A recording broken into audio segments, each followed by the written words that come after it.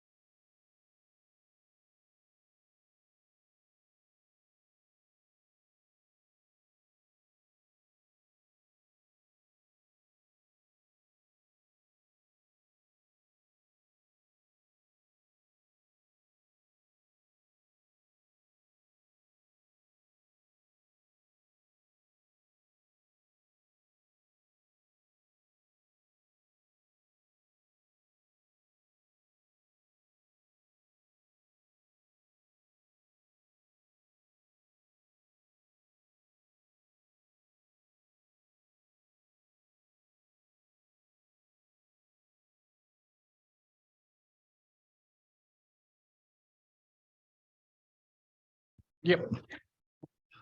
All right. Thank you, everybody. Welcome to the January 18th City Council 2023 goal session. This will be handled the same as a work session where there will not be public comment. And we will start this meeting by handing this over to the mayor for a brief description of where we are at on our goal list, which was called the Solidified 7 of 2022. I think our council president was optimistic. He said I was going to be short. So anyways, it's goal setting session in the last 24 months. So I appreciate the value, making an effort to spend time and energy to do this. No, we can.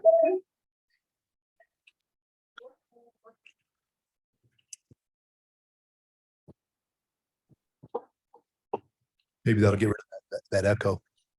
Last year we had some really optimistic goals, and some of that defining success might be a bit of a challenge for us. Okay. Hold on just a minute. Can you guys just give me a second, please?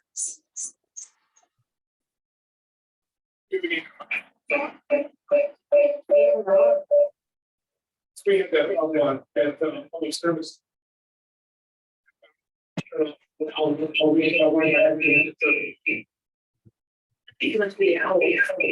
Yes, I think.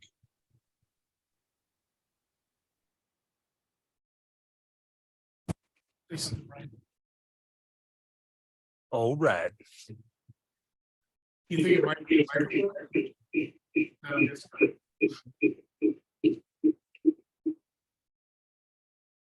maybe lay down a little.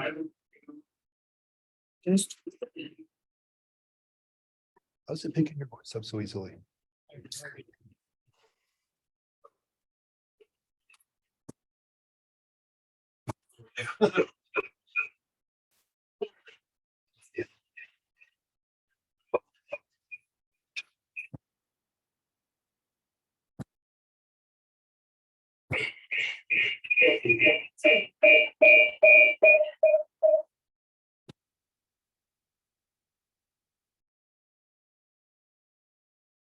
Can I talk a little bit? Still. How's that? Still. Is your microphone on? Talking 1, 2, 3, 4. Yeah. What's that?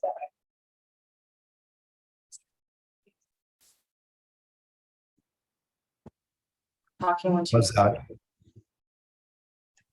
I shouldn't have messed with it. Do you want to try it? I don't know. I really don't know. Okay, we'll make it work. I'll keep playing with it. So I'd just say last year we set some pretty optimistic goals, and I think some of those, the ability to define success was a little bit of a challenge. And it kind of sets some discipline for many of you that maybe we haven't reached any of our goals. And while I understand their thought, I don't really agree.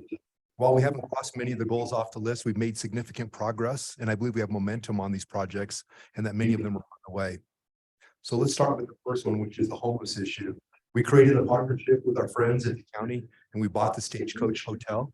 Robin and her team there are now building a day room in the hotel so that the homeless people have a place to camp during the day, and have to be hanging out at other places.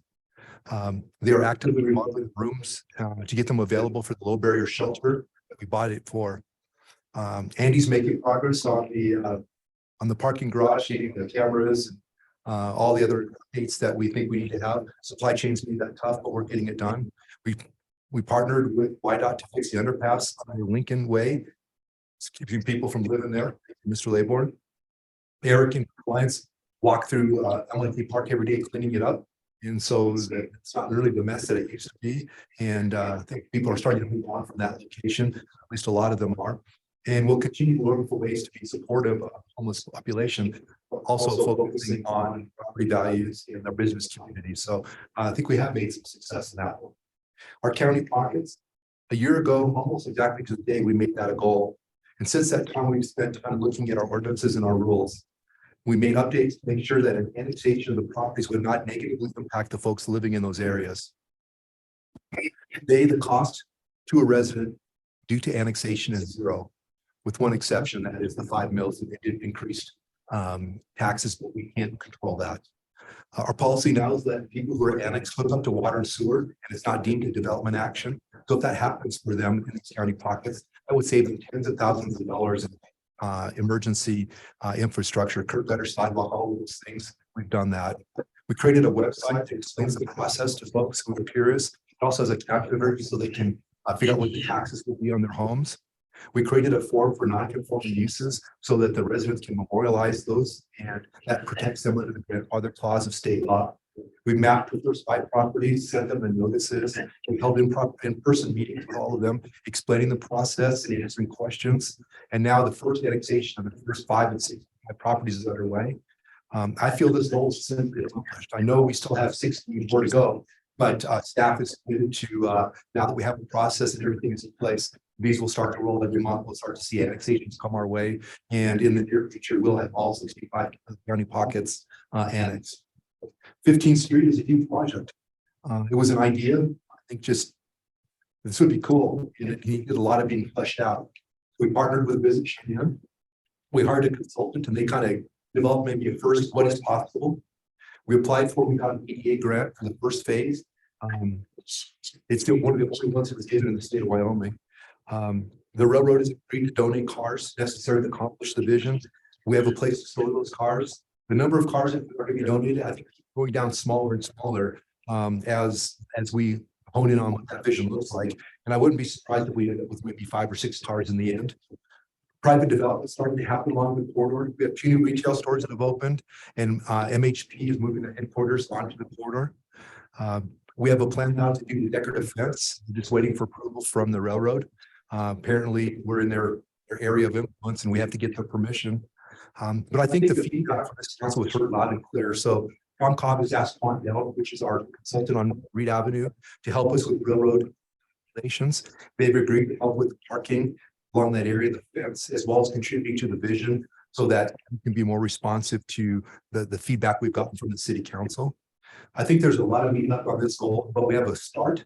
And I would like to see this one stay on the goal list so that we can continue to work on it. For me, the Belvoir is our biggest disappointment. The UP has made this project, which should be so wonderful and so simple, so dang hard. But we have successfully negotiated an easement with the state of Wyoming for access off Garrett Road through the old quarry that's there. We designed a bridge, sent it to the railroad insurance, and they denied the plans. They didn't like the location, but they did send us some other sites that they maybe would approve. And so we're working on that relocation of that design. As I said, this is my biggest disappointment. I really hope you keep this on the list because I think there's a lot more that we could do here. Gymnastics, as we know, Ron, been on borrowed time for a while. We got rid of our building gymnastics was in, so the school district can build a new school. So we are in a very short period of time left. But in this last year, we researched all the alternatives to this. We looked at some existing buildings, including one that was an existing gymnastics facility. But instead of just buying it, we met with staff to find out if it would work. And it would work right now for our current needs, but it wouldn't work for our future needs as they think we can really grow this project, this program. So we chose a site next to the Ice and Event Center.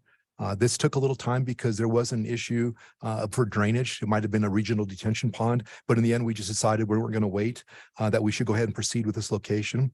We worked out some preliminary plans with our neighbors as far as where the roadways are going to be, so that we can get that done. We have a budget in place, although it will take a little extra money from the city council to complete this goal. We have an RFP out for engineering on this. It's due in 6 days, January 24th. And then as soon as we get that engineering done, we'll do a bid, but we believe that we'll be able to break ground this summer and hopefully be in that building this year. I've met with Jason and his team. They have every bit of this delegated out. And I really do believe that we should monitor this goal, but effectively the train's going down the tracks now. It's just a matter of time before it's completed. We also had surface water drainage mitigation as a goal. Stephanie and John, they collaborated with the city of Casper, and they actually have the ordinance ready to go on this. It's complete. All the enabling efforts are done with one exception. That's the fee schedule. We have a contract to do that. It's been executed, and we're still a few months away from that contract coming back with exactly what that fee number should be. But as soon as that's done, we can plug those numbers into the ordinance. And if we have 6 votes in this council, that goal is met. So we've done all of the work. I would say the one thing that we haven't done yet is to understand exactly what that structure will be like, because I don't know what the revenues that will come from this will be. And so as soon as we get that fee number, we'll be able to figure out what it is that we can afford from a maintenance perspective and also for new construction. But I believe that we are well down the road for this one. We just need the numbers, and we're ready to go. And we need 6 of your votes. For me, the biggest challenge is the Reed Avenue corridor, but it's also the one I'm most excited about. The 1909 ordinance that we passed gave Colorado Railroad the right of way, and it makes doing this without the BNSF impossible. So we fired our old consultant. They couldn't move the needle with BNSF. They just couldn't do it. I think the biggest reason is they didn't know how to work with a freight railroad, and they didn't know how freight railroads operate, so they didn't know how to approach them. But Mr. Cobb found the company called Quandel, and they were hired. These guys have specific experience working for BNSF, and my hope is that they know the secret sauce. Quandel made a presentation to BNSF last week, and I've asked them to come next Monday. And during our executive session, we're going to talk about the fire union stuff, but I asked them to come and give a 10-minute presentation. There's some property that we'll have to purchase, I think, to make this project work. And I want to do that under executive session so that we don't inflate the price. But I will say to you that I think we're back on the proverbial track. Their meeting with the BNSF went really well, and this is one I want to keep on the list. But I think we're on the right track, and again, I believe that we'll be able to accomplish this goal. So I really do appreciate everybody being engaged in this process. I want to thank the Master Chief. Thank you, sir, for getting all of your goals, getting them written out and put on the wall, and for moderating our efforts. He's got to be at the airport at 6 o'clock tomorrow morning, so he's hoping we'll be brief today because he's got to go to Pensacola. But Master Chief, it's all yours, please.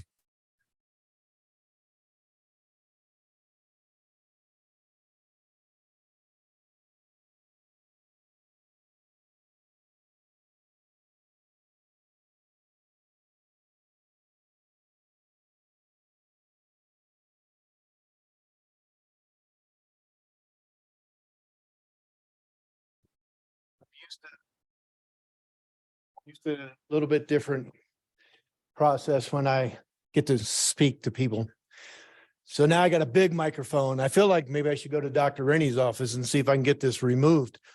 So let me start that again. I have taken all of your inputs that you guys provided to me, and I have put them down word for word, exactly as you provided them to me, and they're on the wall around you. I'm going to go through these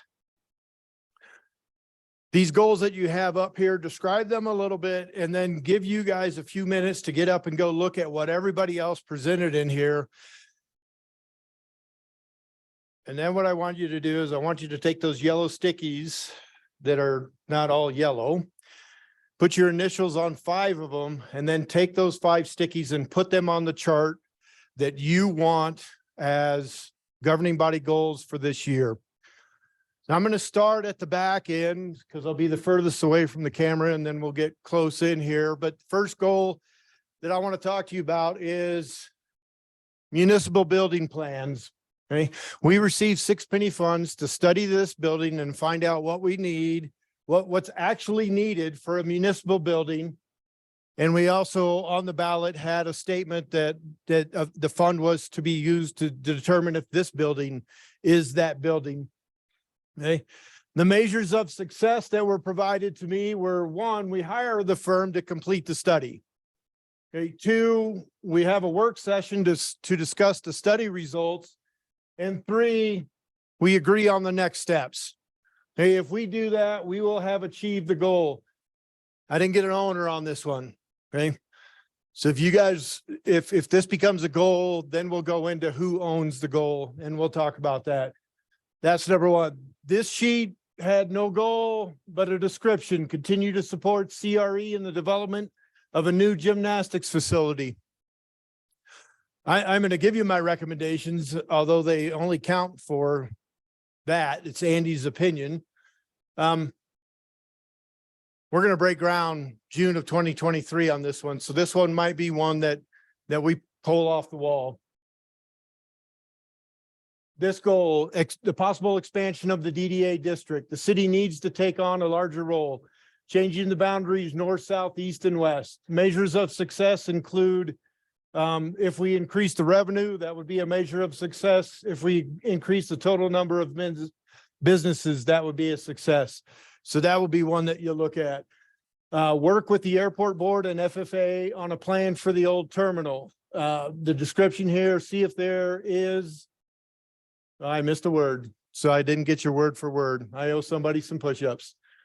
See if there is a benefit to the city to do something with the old terminal. Some of the measures of success that were listed is, will the terminal create a potential for a new business? If it's a new attraction, would it be a museum? Are there grants for remodeling? And can the building be multi-use? No owner assigned to that one either. This goal, final completion of 17th Street lighting project. I'm not going to read through this one because I think we've completed that. The RFP is on there. Okay. Yeah.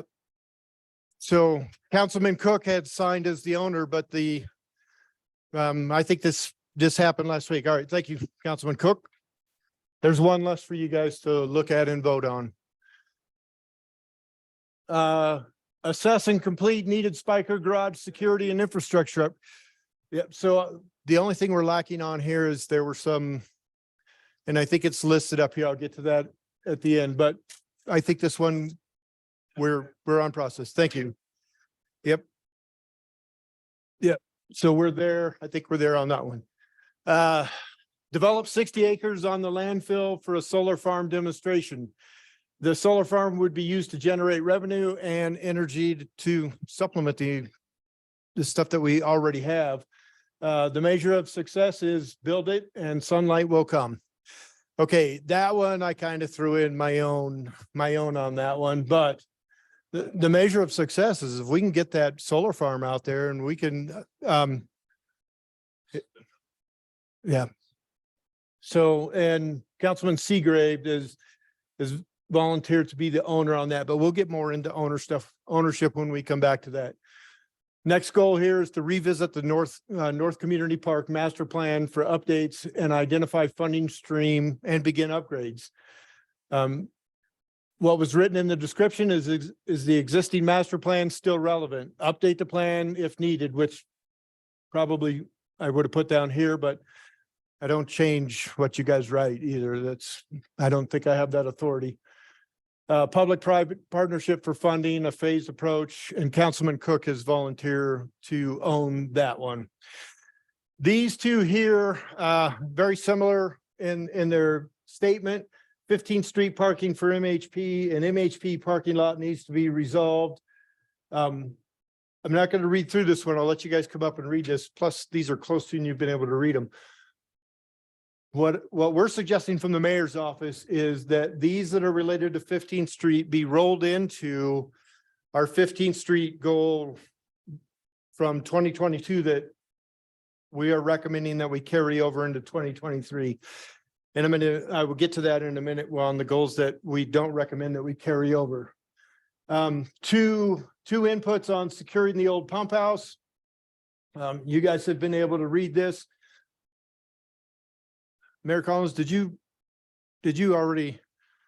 All right, so this did not come through yet, but we just learned this, I think, yesterday. So if you would just update the council, the governing body on that, you guys will like this one, I think. So I had a meeting with the Chamber of Commerce a week ago or so. They had some concerns about development stuff. And so I went and met with their board chair and Andy and I did, and Dale Steenberg. And as part of that conversation, we talked about the pump house. So Andy took them through the pump house last Thursday. The days are running together. Yeah, but I think a it's week ago today. About a week ago. Yeah, and so yesterday their executive board met and they're actually interested in taking that property and turning it into the new Chamber of Commerce headquarters. So we would I don't know what you'd call it, but you know, they're interested in looking at that. I think there's other folks that I know they're interested in doing a project there too, but they did come to us and yesterday and say that their board is in favor of pursuing this, and if they can make it work. There are other folks in the depot now who need more space, and so this would be a good time for them to move out. They also need more space, and they need a larger conference room, and so they'd like to build out that whole area and I guess revitalize that building and then use it for a public purpose. So where it goes from here, I don't know, but there is definitely one group that's willing to spend significant money, time, and effort to make that building or bring that building back to life. Yeah. And they're actually the third group this month that have come in and talked to the mayor about working with the pump house. So I'm not sure we have a firm recommendation on this one. Maybe it stays a goal for 2023, or we pull it off because it's in process with 3 different groups that are looking at doing something. And then I missed that, Mayor Collins. I would love to see it be left as a goal. Okay. Let me retract that one. All right, tangible progress on Reed Avenue corridor. This one, we would roll into Reed Avenue because that's not going to come off our goal list. So 15th Street, Reed Avenue, I think they're going to roll into our 2022 goals that we're going to retain. So I don't think you would need to vote on either one of these, but I would like you to look at some of the measures of success that have been provided by your counterparts. Black Court Centralized Dog Park. That's what I got on that one. So that's a piece to discuss today. Development of comprehensive plan on low water landscaping on city properties. I mean, if this doesn't make the goal list this year, you know it's coming just with everything that we've talked about with water this year. Redrawing city ward maps for 2024 election. So on these 3 goals, as a governing body, we might need to flesh them out and add some measures of success for those. 2 more over here, the complete lighting on the walkway overpass at South Greeley Highway.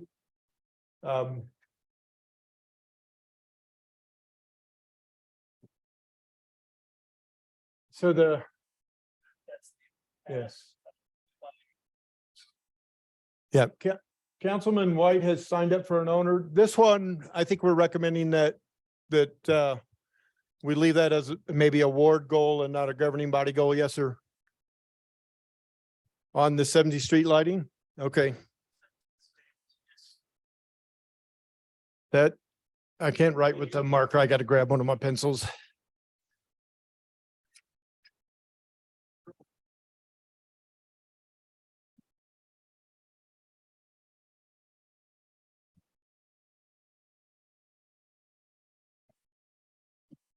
Yeah, we were told at the mural unveiling last summer that there was money available to complete lighting on that overpass.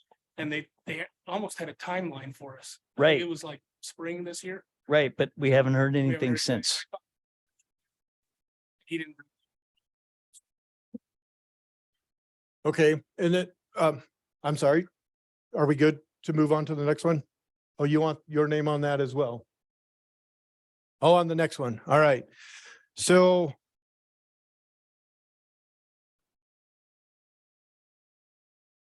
the next goal and the last one that I'm going to go over with you is the establishment of a council goals account. The description is this would be money that can be used for one-time expense items. And the measure of success that was provided was how does the community as a whole benefit from the item that we're using the money on, I think was the intent there. But again, I don't add words or take away your words. So that one, the owner on that is Councilman Escobar. And that's where, that's the input that we provided this year.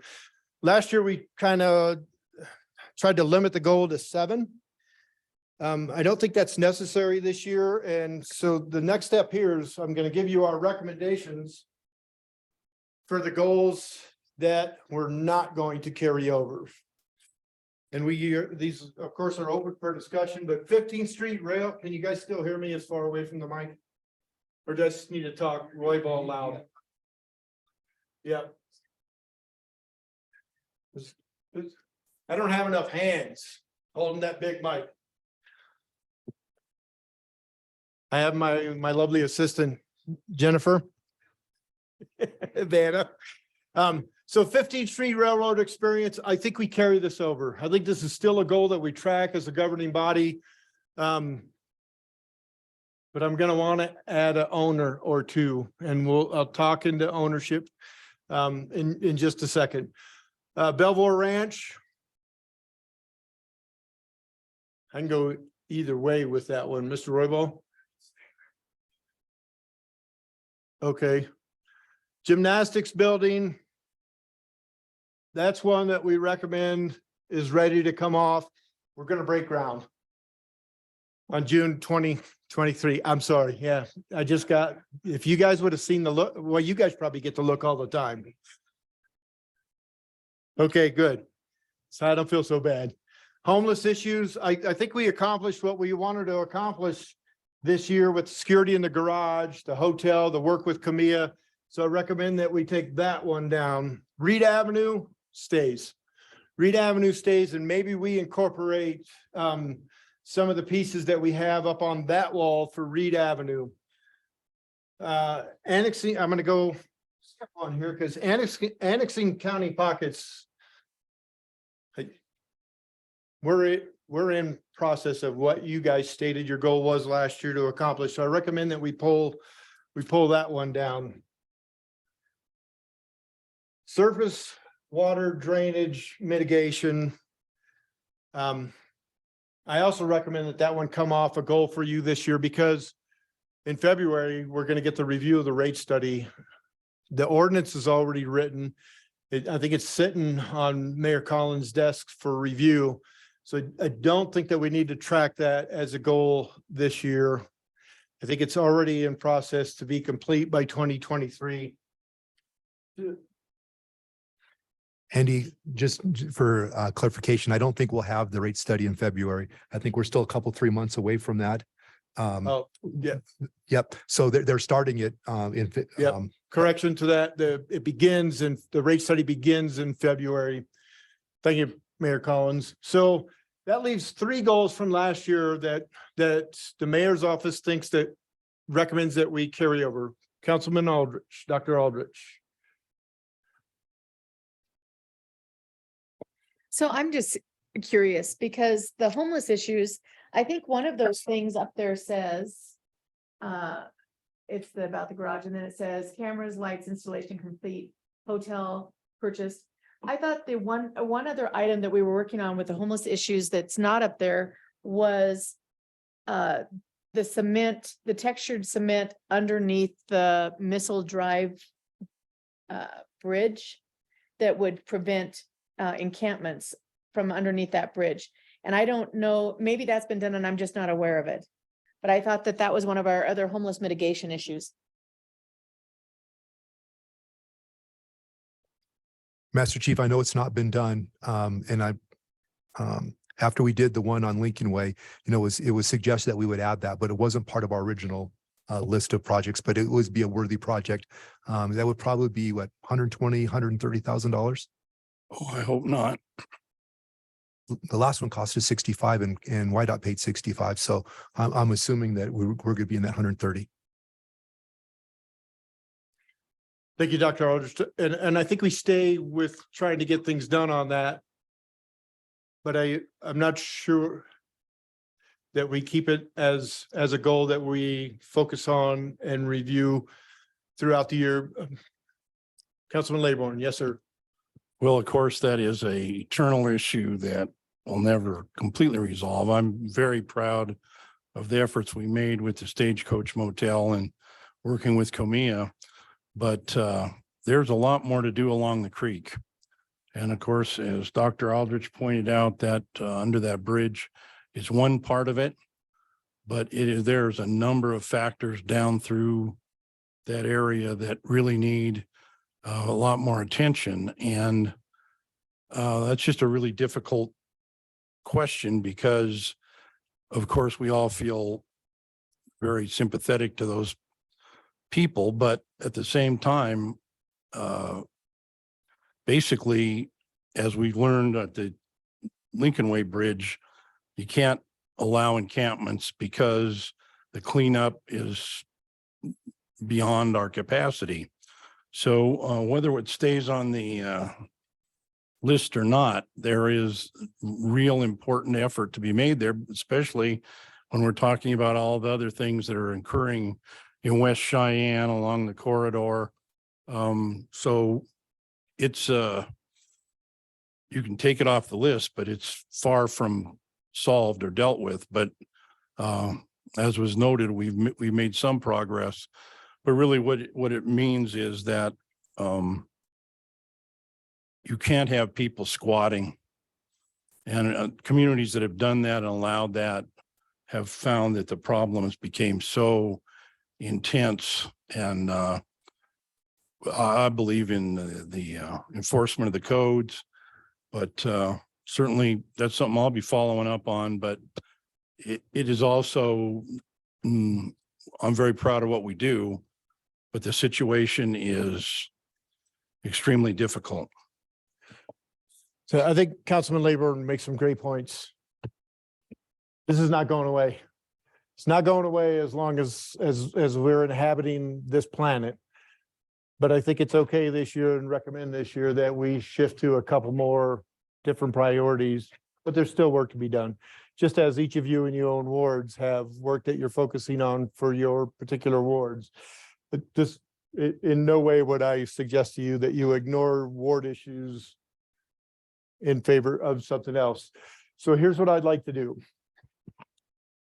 If you're in favor of leaving 15th Street and Reed Avenue as a carryover goal, I'd like to pull those down off the wall so you're not voting on them.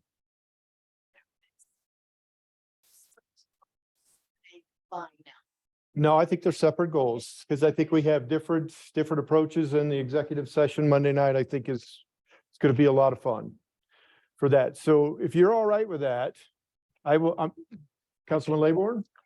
Well, I'm definitely not all right with that. That 15th Street plan, and I see here, we're talking about giving more responsibility to Plan 1. That plan was absolutely unworkable. And I consider it to be a waste of money that put us in the wrong position. So I think we should consider what we need to do to combine the efforts. I mean, it's unfortunate we had two different projects going like that, but I'm totally opposed to continuing with Plan 1 and their plan. It was not realistic, and it is. I'm very disappointed in the approaches that I've seen as to the very important issue of how the Greenway comes through that area. I'm adamantly opposed to any shared lane on the street. We built a system throughout the city that was a separated system, was safe. And I'm sure that on Monday night, when we see what they've come up with for the corridor, which connects directly to this, we'll be able to have a better understanding of that. But it was such a idea of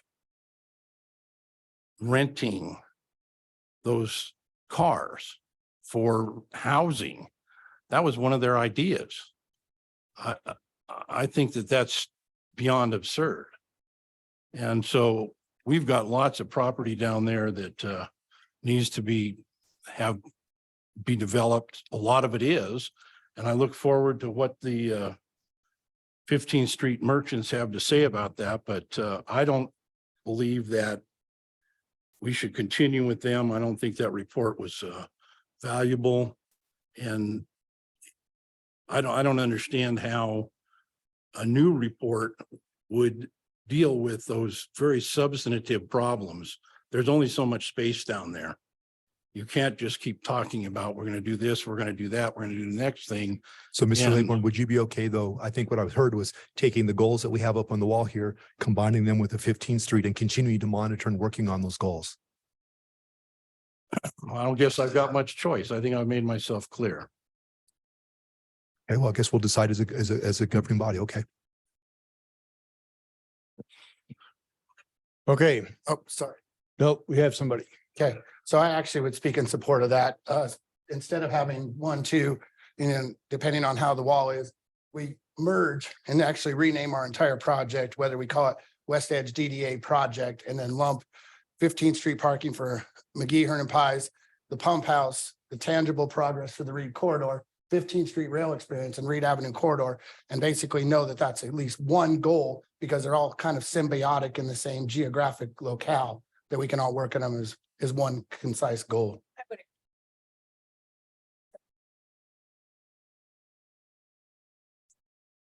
That's a separate issue, but I do like combining the pump house, 15th Street, Reed Avenue corridor and the MHP parking all in one goal because they are all connected. Yeah, I think that combining them makes sense, especially with what we're doing with rail cars. Doesn't seem to be any reason why rail cars couldn't be displayed on Reed Avenue. Might even make more sense if we have more room there. And there's actually already multiple tracks that are off the BN main line that we could put those cars on. One thing that we might have working for us is we currently have the lease for UP employees parking on starting where we have the barricades on 15th going east. And I don't know why we don't use that lease as maybe a bargaining chip with the railroad on this parking issue here. So we did do a swap with the railroad way back when we had the plaza. That area in front of the depot was employee parking, and we swapped that, the old Heritage parking lot and that land in front of the depot for the parking that the Plains uses to park their buses in over there by where the old Coca-Cola building used to be. Yeah, over there. So probably what we need to do is look at those leases.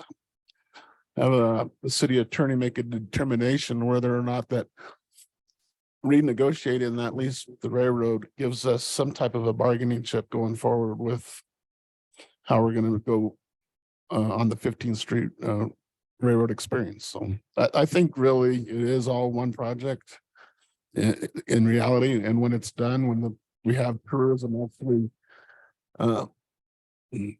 coming to Cheyenne to experience these, they're not going to know the difference between whether it's one or two projects. So I'd say it's one.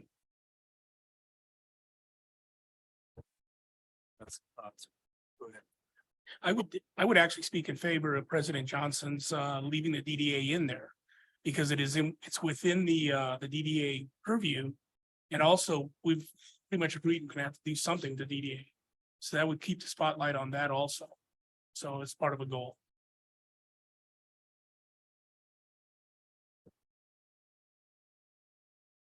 I don't have a problem with combining them all, chief. That's on. Oh, sorry, I was looking for the red light. Yeah, There it is. it's on. Well. It is, trust me. I guess my only concern would be, I think as far as with the parking with MHP, I mean, the whole thing is a priority. I mean, it's all a priority. I think we all agree on that. But my understanding is that in particular is very time sensitive. So I think of that group, I would like that one sort of slotted at the top. I mean, I realize again, all these things are very important, but that one's time sensitive. So I think that one should be the priority. That should be on top of the umbrella, in my opinion. Councilman. I just want to agree with Councilman Cook. We're talking, as far as that parking's concerned, months. I mean, we've got to have something done in a matter of months because MHP's relocating December, is it November or December? I don't understand why that's our priority. What, we've never guaranteed them any parking. Why is that a priority for us? Well, it's my understanding where the goal is, and correct me if I'm wrong, Mayor, that UP has indicated that they do not wish to make a sale. Because we scoped that out to see if they would be willing to sell us that piece of property, and then we would lease that back to the folks who are relocating there. So now that the sale is off, then we can either arrange to do some type of lease. Well, it's going to have to be a lease, I guess, where they lease it to the city, and then we lease it to the staff that would be relocating down there, or UP would have to do a lease directly to them. Do I have that correct, Mayor? So when MHP first started this process, they asked if the city would help. I said, of course we would help any business that wants to move downtown or stay downtown. We would help them in that process, but there is no guarantees because the land that we're talking about is owned by the Union Pacific, and unless the Union Pacific wants to play ball, there's nothing we can do. So we've tried. I've talked to 4 different people, the UP, and they're just not interested. Many people have tried talking to UP. So our next step is we've asked Quandel, who is working with us on the BNSF, to also take a look at this and to talk to the UP. So we made an addendum to their contract. They're going to try it and see if we can get some help there. But unless we can get the UP to play with us, we can't do anything. But I do think it's important because if we're hoping to see the 15th Street prosper, there needs to be parking in order for those folks, both customers, employees, everybody that's going to be up and down there. So I do think it's something that we need to work on and try to help them. But are we responsible for providing them parking? No. But should we try? I think we should. I don't know who to talk to. Is it Richard or you? Or I think we need parking. We always need parking. But to specify that we're doing this for MHP, my understanding is this is going to be a community parking lot. It's not for one business. At least I've never heard that. But anyway, I guess the other thing about combining all of these, I'm opposed to including the DDA in this. I have absolutely no desire to expand the DDA boundaries. For 30 years, this organization has never, for 30 years, it's been a struggle to operate within its current boundaries, to expand it and make it bigger and broader. That certainly would not be one of my goals. And to include that in here, I have no desire to do that. Thank you. I would agree. I do not. The DDA has its own set of problems, its own issues, and it's its own entity. So I do not think it belongs. I think it needs to be separated out from this group. And how we got involved, in our understanding, and rightly or wrongly, was that at one point the UP said they wouldn't sell the land to a private entity. It had to be to a governmental entity. And so we were just going to be the go-through or the go-between on the whole thing. And that's my understanding is how we got involved. If they were to make a sale, that sale would have to be to a governing body. And we would be the recipient of that, or if they were to donate it, it would have to come to a governing body. So you're right. If in fact we could buy it, we would have to come through the city of Cheyenne. So I think we need to remember that MHP owns a serious portion of that area. That was the fenced area there that belonged to the plumbing supply. So that they own a part of that. So also in my discussions with the 15th Street merchants or property owners, the people that are trying to get something going down there, they've looked at, and I believe we should look at something similar to what we do at the parking structure at the 17th Street and Warren. I mean, both of those have leases. Both of them have the management by our parking. So I think we need to look at it in terms of how we manage that parking under our leadership. I mean, we can't go chopping it up, and we own it now. So we own all the way down there to O'Neill, I guess. But I believe that when we look at this, and certainly I was flabbergasted when MHP made that choice, but that was a game-changing choice that took a empty building, and not only them, but I mean, it's like Mr. B's. I mean, he's right down there. I think it's not hard to understand that if that parking lot is developed, you have leases. And I think that we're going to be looking at that with a variety of those ACEs range. In my opinion, we should be looking at this as something similar to what we already operate downtown in parking. Because certainly we don't have those considerations that MHP would have anywhere else. As a central business district doesn't require that. So it's up to us to work through it. But certainly I don't see it's all that much different than what we do elsewhere. And also I'd point out that I can certainly recall the controversy of the parking structure and the controversy of 17th and Warren. I mean, it's not has not been easy, but I think it is what a contemporary city needs to look at.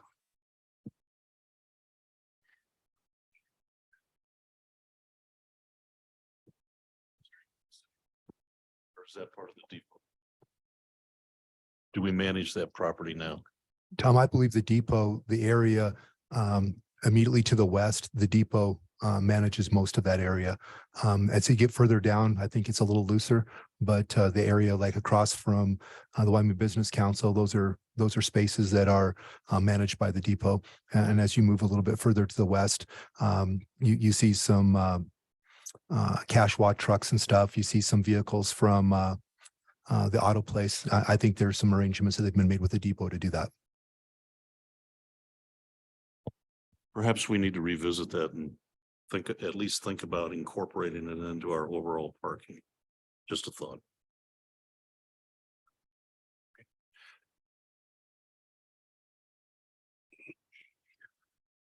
On the expansion of the DDA district, particularly west,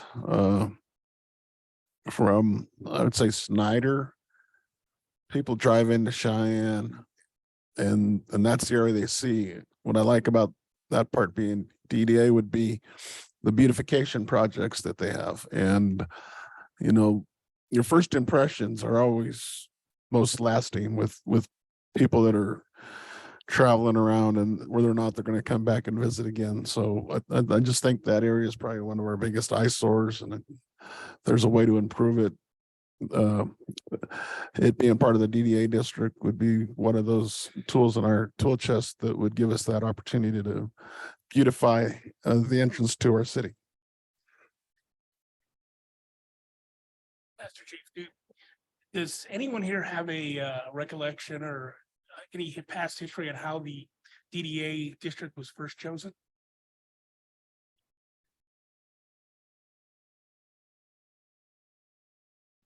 No, pardon me. When the DDA was reformed in the early nineties, I mean, what was chosen was we thought was the core area for downtown. And that little tail south that includes where the Nongs is used to be a Mexican restaurant. There was some retail, there was some businesses down there and we didn't want them to feel like they were left out. But essentially it was looked at what is the main downtown core area. And that's where they were concentrating. Mr. Escobar, I guess just speaking for me as one member, rather than expanding the DDA boundary, if our goal is to do some beautification on the entryway, I think I could support that as a goal. But I think I concur with a couple of the other folks who have spoken against expanding the boundaries. The DDA is a challenge. We have very limited budget, and I think we should keep those resources focused on our core of downtown. But I am open to, looking at, are there other ways that we could accomplish the same goal without having to expand the DDA boundary? And so if a beautification is our goal and we could come up with a plan and figure out how to do that, the DDA doesn't have the funding to do that. I think we could do it in a different way.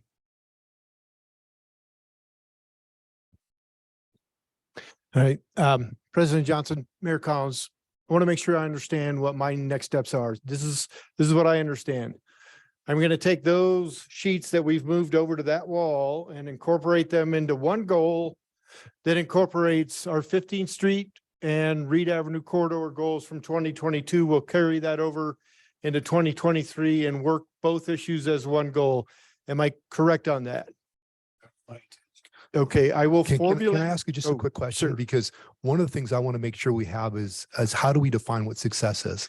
And what I guess my concern is if we have so many things loaded up into one goal, how are we going to say that we've had success?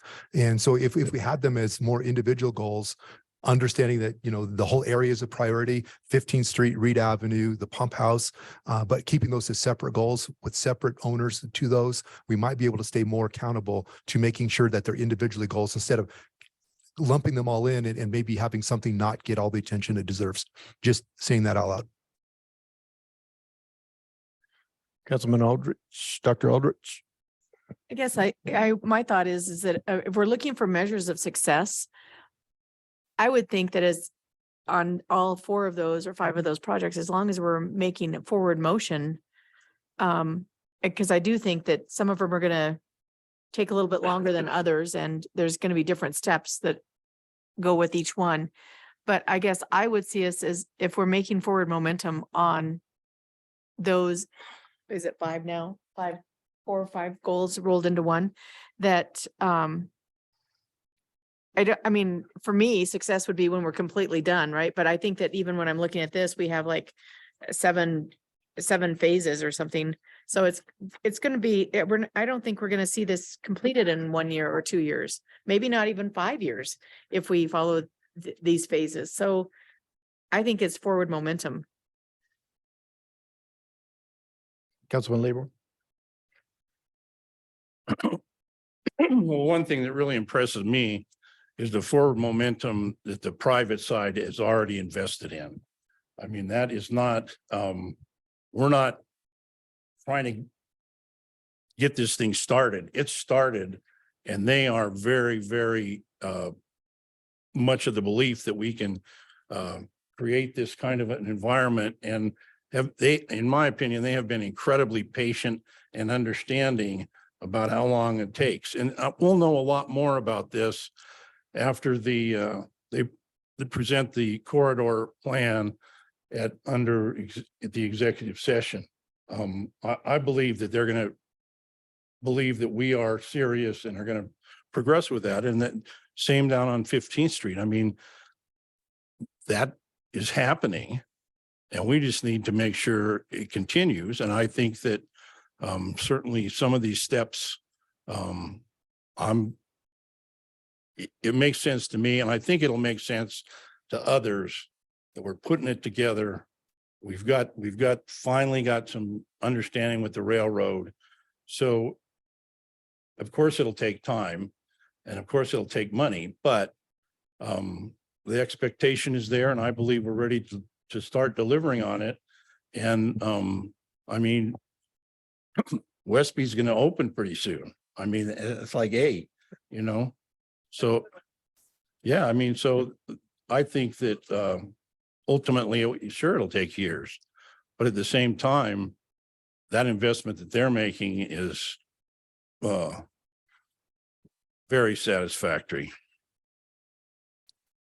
So President Johnson, here's what I intend to do. I'm going to work with Mayor Collins. I'm going to work with President Johnson, and I'm going to put together what makes sense with those two goals and the stuff that we moved to the side, and then get that out to the rest of the council for your input and your cut on that. And we'll move forward with those goals. Does that fit what you want to accomplish? Okay, so what I'd like to do next then is I'd like you to take those 5 sheets that you put your initials on. Paused, Dr. Aldrich. I wanted to just ask, the goal that we have up of the continue to support CRE in the development of a new gymnastics facility. I don't understand why that's different from the gymnastics one that we just took off. Well, how is this goal different? Obviously, we're going to continue to support, so that's what I thought too. So that's why. Okay.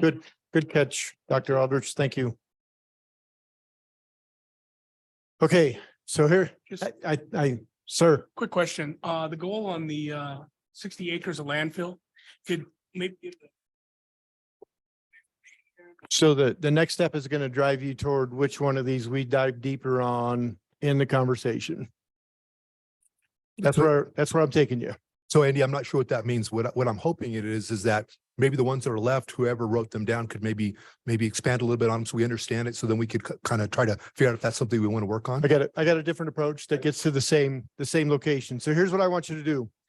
I'd like you to take those 5 sheets that you put your initials on, and I would like you to take them up to these sheets and place your 5 sheets on one per sheet. You don't get 2 votes on the airport board. And then we'll find out who our outliers are. We'll get their brief on maybe something that we missed there that might cause us to go back and revisit that. Andy, I'm just not sure I have enough information to do that. That's my thing. I'm not sure I understand. I'd like to get a little bit more information from folks, just so I know what to put my name on, if you don't mind. He said, if I don't mind, I work for him. I don't think I have. All right. Yeah, so that, yeah.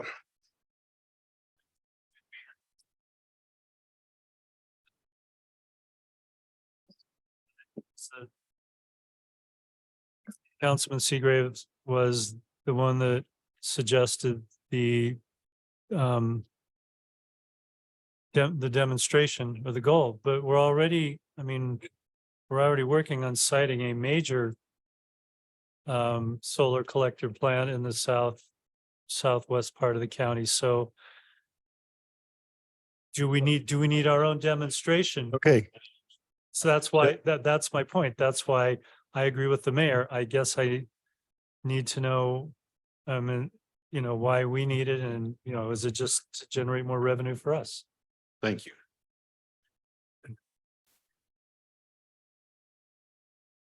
I started looking at this. There's a number of different communities that have done several different types of solar development. One is called a community solar development.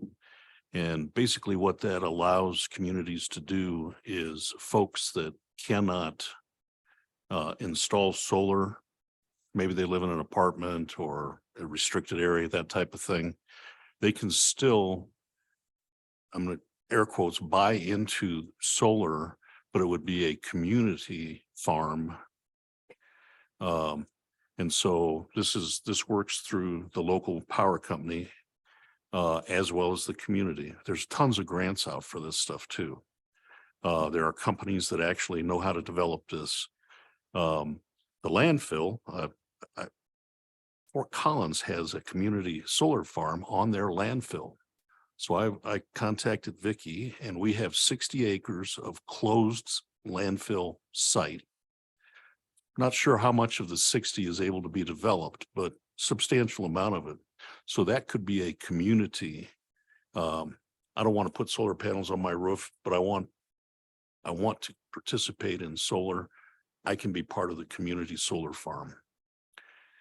The other thing is with the development of this 150 megawatt farm on the south side, near the border, and the understanding that we are in substantial need of additional electric power, there is an opportunity for us to develop our own 150 megawatt, doesn't have to be that big, but our own farm, to create additional revenue and supply power for our data centers that are not just the data centers, but they're the ones driving our electric need right now. We have a ranch, but a lot of communities have put solar on school roofs, on commercial roofs, on parking garages. If you just Google municipal solar, you're going to be amazed at what communities have done out there. So I don't have all the answers, but I think there's really some great benefits to our community, both for, again, the community solar. I see the mayor leaning in. I forgot this part of it. A lot of the communities use the income, if you want to call it, to supplement low income folks and those that are trying to get into affordable housing or community or exactly. So it's new. I don't have all the answers, but man, I'd really love to work on it. I think there's a lot of benefits to the community or the city and the community. So anyway, that's what brought it up.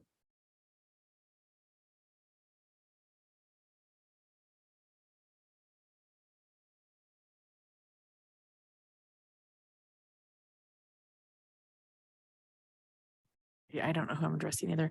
I'm just curious about the North Community Park Master Plan for updates, the funding stream and the beginning, the upgrades. I guess I don't know what that master plan is. It was probably done before my time, and I'm wondering if somebody can Mr. Cook? explain that. Go. And I didn't reach out to Jason and really get much of an update on this before this, but again, my understanding is that there is, and I want to say within like maybe the last 5 to 10 years, there have been a few iterations, and Dr. Rudy might be aware of this as well, but Dr. Aldrich, honestly, it's just another one of those situations very similar to the Belvar, very similar to East Park, where we've got a plan out there where we've had intent.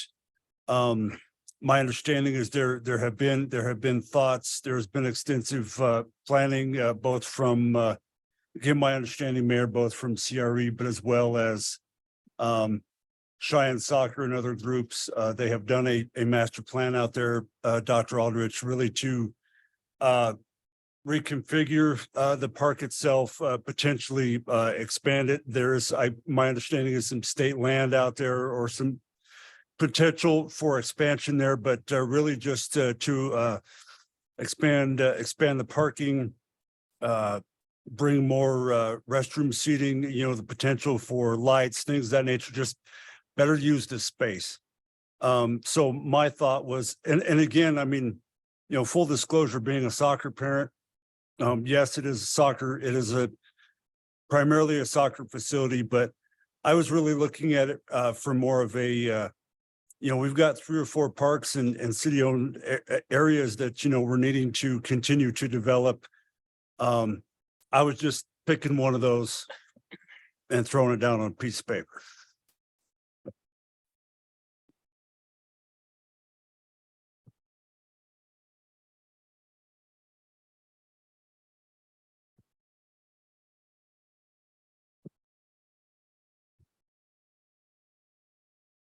I can answer 2 of those questions. So our North Park master plan is current. And there are elements that could be developed both with public-private partnerships if that was a goal of the councils. So Jason just texted me here 20 minutes ago and says the plan is current. They just need funding to execute. I don't believe, Michelle, it would be large enough, or Dr. Aldridge, I apologize, to be able to house the sports center. I think it's going to be significantly larger than what's there. When we have plans for additional soccer fields and things like that there. So I don't believe it would be an appropriate place for a public-private partnership, but there is definitely a plan to move forward with additional resources if we wanted to. Mr. Mayor. Mr. Mayor, about a year ago, a group of us actually met with the state land and investment. They manage that property. They were receptive, but they were also interested in incorporating affordable housing at the same time. So I don't believe our current plan includes affordable housing. The concept that we discussed that day was considering affordable housing down along Story Boulevard. So it would not be on their land necessarily, but it would be part of the overall project. Since that time, nothing's happened. Mr. President. I have seen that plan. I don't know that there was a lot more, but it's been a few years. And from my memory, I don't know that there was a lot, significantly more elements there other than expand soccer. And obviously Jason Sanchez is watching or listening in since he texts the mayor. So perhaps, if there's things we need to do, I'd like to be aware of it. And like I said, I don't even remember. So if Jason could maybe email us all copies of the plans, so at least we can look at it, know what needs to be done at this point. I've coached soccer up there for years, played in the adult league. And so I'm definitely a soccer aficionado and supporter, but I'd kind of like a review of what the plan is before I put my initials on that one. And that's fair. I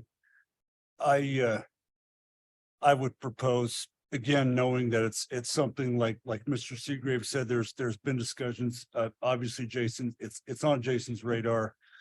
I would propose, just for the sake of tonight, I would propose taking that one down. Having been the person who suggested that one, Chief. If nobody has an objection, again, I would like an update. I think it would be reasonable to get an update from Mr. Sanchez, and it sounds like maybe they are already working on some of the elements there. So Jason said he'll email the plan first thing in the I'd be okay morning. with that. The plan does not include the state land, just the city's property, but he'll get that out to everybody in the morning and we can take a look at it from there. Thank you, Jason. I would prefer just take it down, Chief, just for the sake of discussion. And Scott, Councilman Roybal and I had indicated that if it's okay with everyone to take the lighting on the walkway overpass down, and he and I can work individually on that.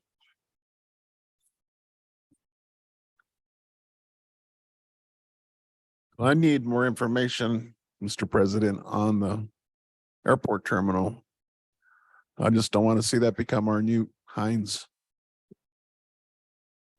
Mr. President, I had a request from Mr. Bradshaw to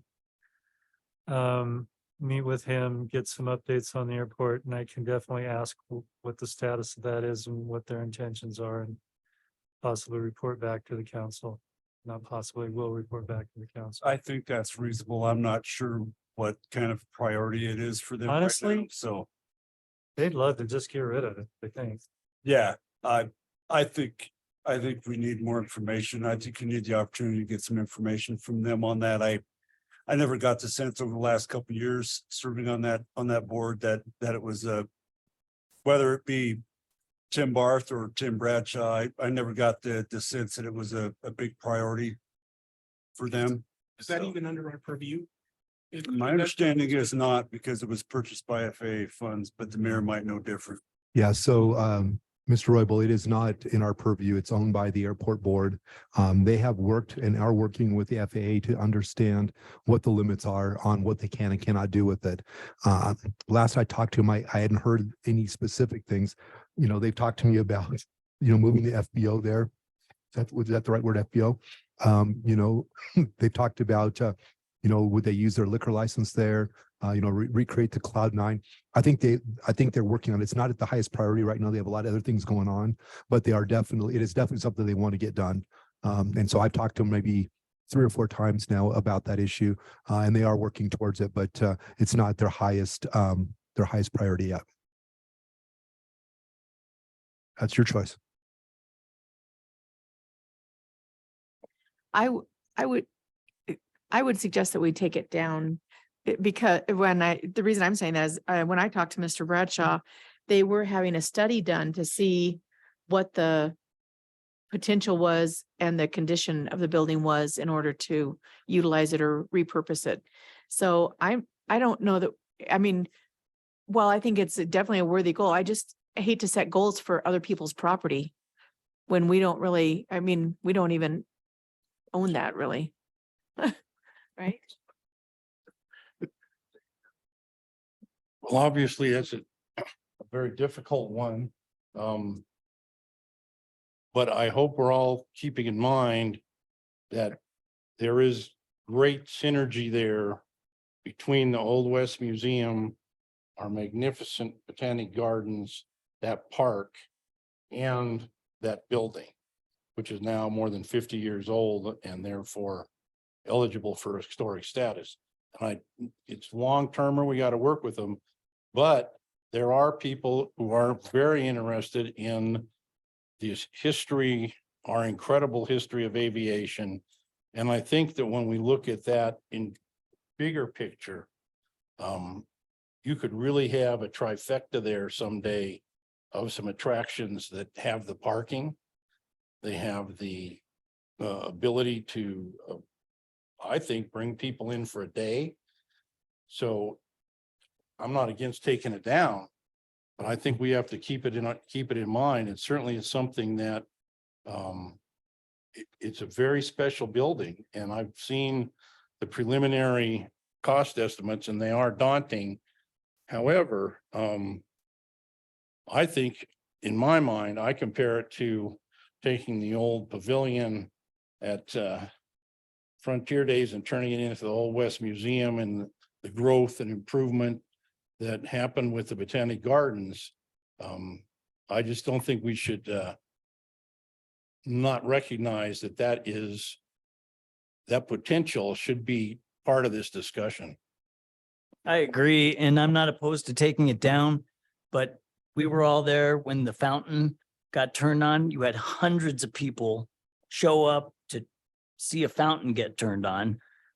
And one of the things that I get asked about most is, what's going on with the old airport terminal? What's going on with it? Is there a plan? So again, I'm not opposed to taking it down, but I think that we do need to recognize that a lot of our constituents are very interested in kind of where we are with that, and is there a plan going forward? I was not recommending that we just forget about the airport. And I think there is a huge history there. And I think there is a lot of interest in the community, but it's difficult for us to set a goal over something that we don't really have a lot of control over. Bingo. And to be held accountable to meeting that goal when we don't have any authority or power to make any of that happen. So that was my. Yeah, we can only reasoning. drive it so much. Right. Very little. And Mr. Mayor, as a council, can we vote to make them open Cloud9 back up? It's funny. I talked to Mike Mosier today. He used to own the Cloud9, and he loves the idea, just not him doing it. So I think you're in trouble, sir. Yeah. So I guess because I actually liked that one. And so in regards to, in case we actually achieve one of our other goals in August, can you keep that piece of paper for when we meet at our 6-month goal? And then so Dr. Rennie can talk with Mr. Bradshaw. We can kind of get a feel in 6 months of where the airport's going on their studies and everything that we've discussed here today, so that they know that it's still a priority of council, that we want something done with that building, because we can put a lot of political pressure on them that we want something done. So that is completely feasible, but I don't want to see it go away necessarily for 2023, but gather more info and bring it back if we get something else accomplished. Yes, sir. To answer your question, in July, when we meet to look at the progress, all of these goals that we have taken down off the wall will still be listed, so you can go back and look at what we did and what we did there. That's- Mr. President, I will commit to having meetings with Mr. Bradshaw, along with whoever the council rep is, to see if we can't discern what their intentions are and let them know how important it is to us. I was gonna say Mr. President and Mayor, my thoughts on that are just simply that even if it's not a specific goal, yeah, I don't think it needs to be a specific goal for you to inquire about it and to maybe start applying some pressure. So the person that submitted this goal, would you brief your counterparts on what the intent was?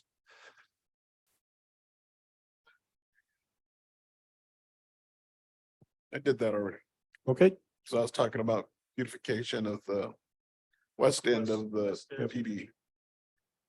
Mr. Escobar, do you want to just change that from expansion of the DDA to a west edge beautification for the entry? Yeah. It accomplishes the goal.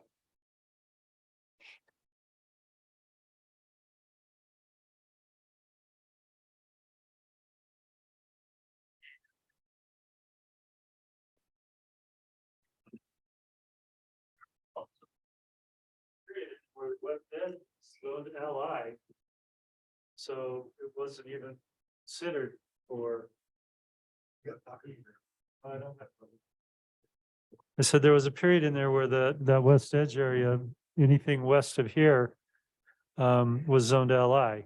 And so wasn't even considered at that point that we didn't imagine the development that now we're looking at in the west edge area. And so that was another reason it didn't go this far or that far to the west. Mr. Escobar, if you will update that one, we'll get it back up on the wall. And then you guys jumped to no, we didn't. So any questions on this one? I think it's laid out pretty clear.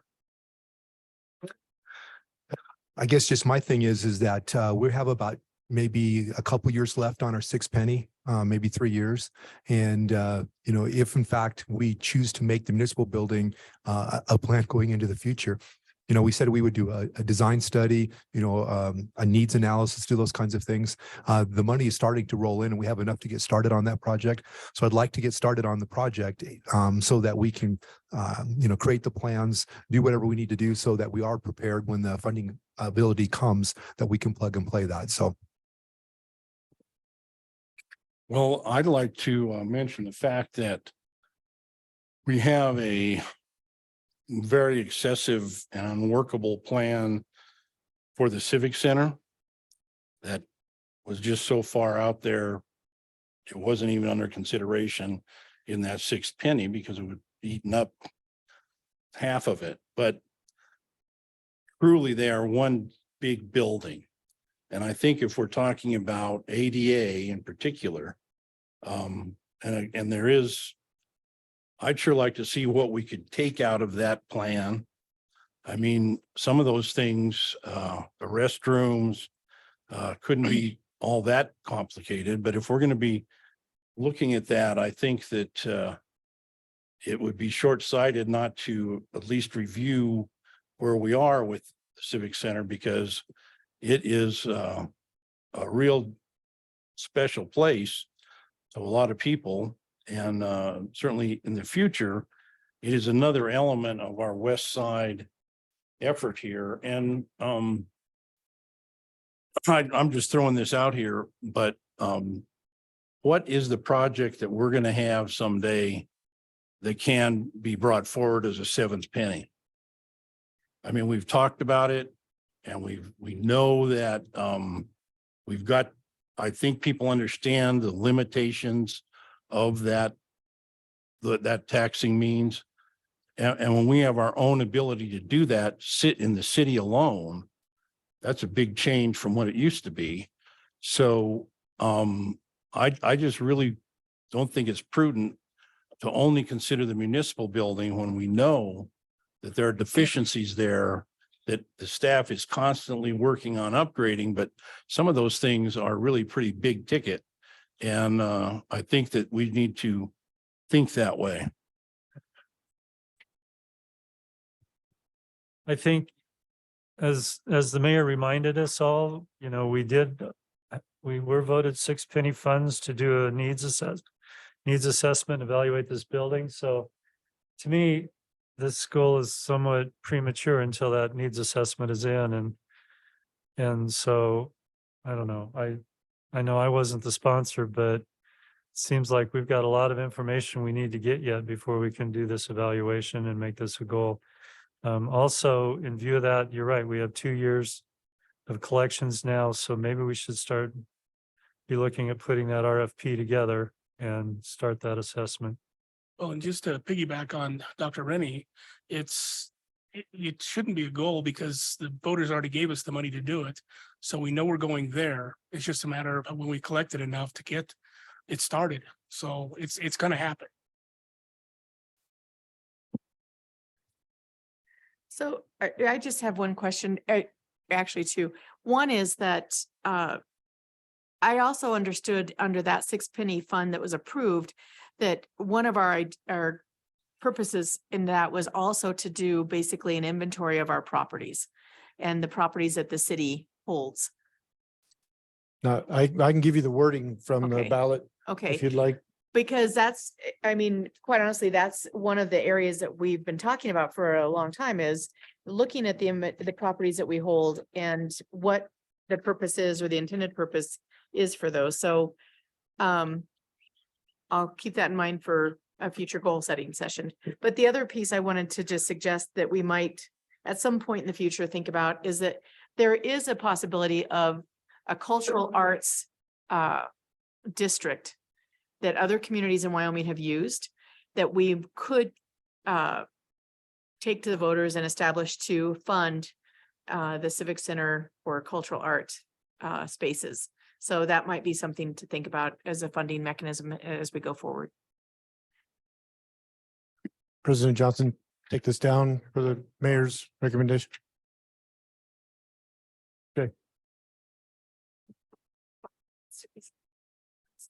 Oh, the 5 stickies were based on the number of goals we had on the board. They're gonna come down.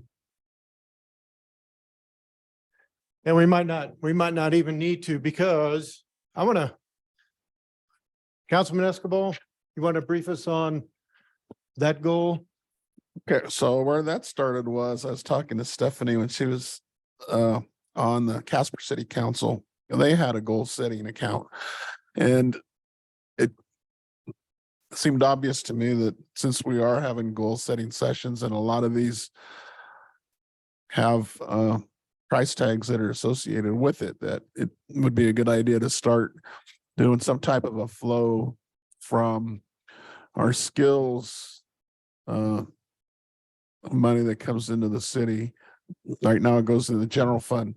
So we're talking about diverting 5%. And one of our Ward 3 meetings, we talked about bringing back some of the ward money that ward contingency funds. So of the 5%, 2% would go into the goals account and 1% would go into each ward contingency accounts.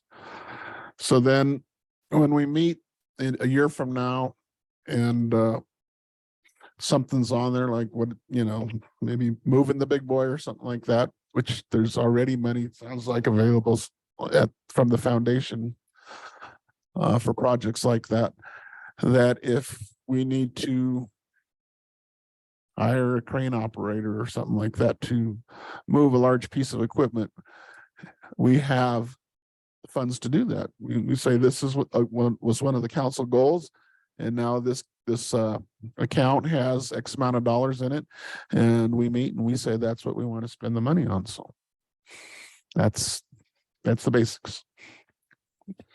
You lose it a little general fund money. I know that's where you. So I know if Robin were here today, My phone hasn't blown up yet, but she would hate the idea of earmarking reoccurring revenues into the general fund. So if we have one-time projects that we want to do, that's what we have reserves for. And that's when you bring them to your colleagues. And if we can find, if they agree that it's a worthy goal, we can do that. And we've done that for the last 2 years. If there's something that's important that comes in, I don't know that we've turned down much of anything. So, if there's a goal, that's what I would prefer. And I can tell you, I know for a fact that's what Robin would prefer. Well, and as he was alluding to, that we had ward contingency funds for a number of years. I think it was $15,000 or $20,000 per ward per year. And we spent them on projects that, fell through the cracks, that type of thing. I'd like to see that come back.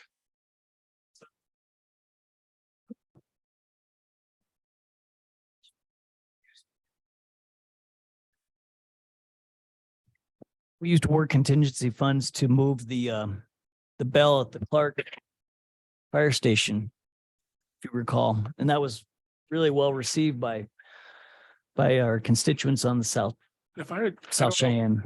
Ward 2 still have like $11,000 or $12,000 in ward contingency.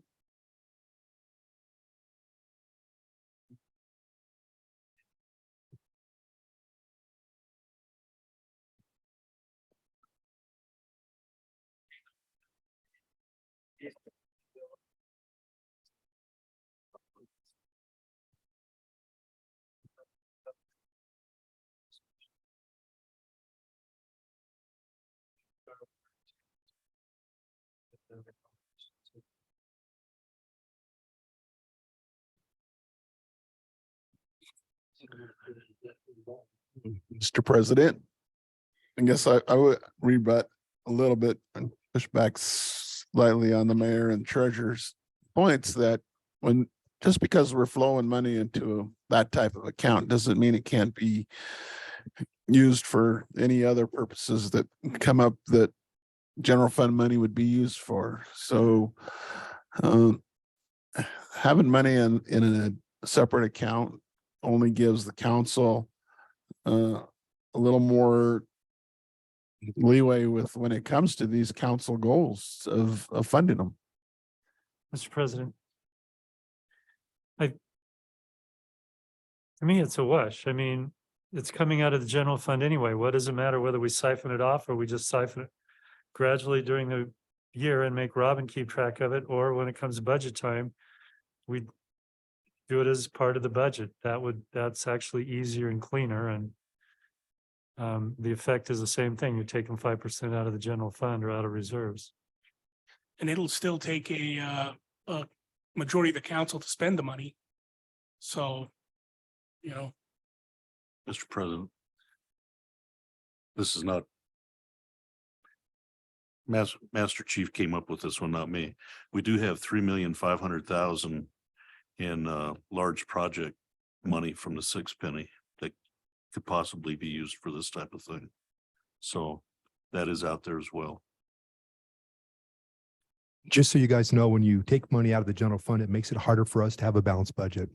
So we struggled last year, right to the very last minute, to find enough funding to put everything, because we have to have a balanced budget at the end of the year. So when you take money off from the general fund, that makes that challenge so much harder. When you take money from reserves that we've saved for specific one-time projects and things, then it doesn't affect the general fund. And so again, I would just tell you, our treasurer, if you would listen to her, she has no problem with what you're trying to accomplish. She would just prefer that you don't take away from the general fund, because it makes our job so much harder to balance the budget. And Mr. President, while I agree with that, I would just point to what we did with some lottery funds when we moved them to CRE, how much easier it was for CRE to do a lot of the projects that they did with that money. Understood, but that $350,000 or $300,000 made our job a hell of a lot harder. Just it's a trade-off, sir, and I do understand what you're saying. I'm just trying to advocate for your treasurer.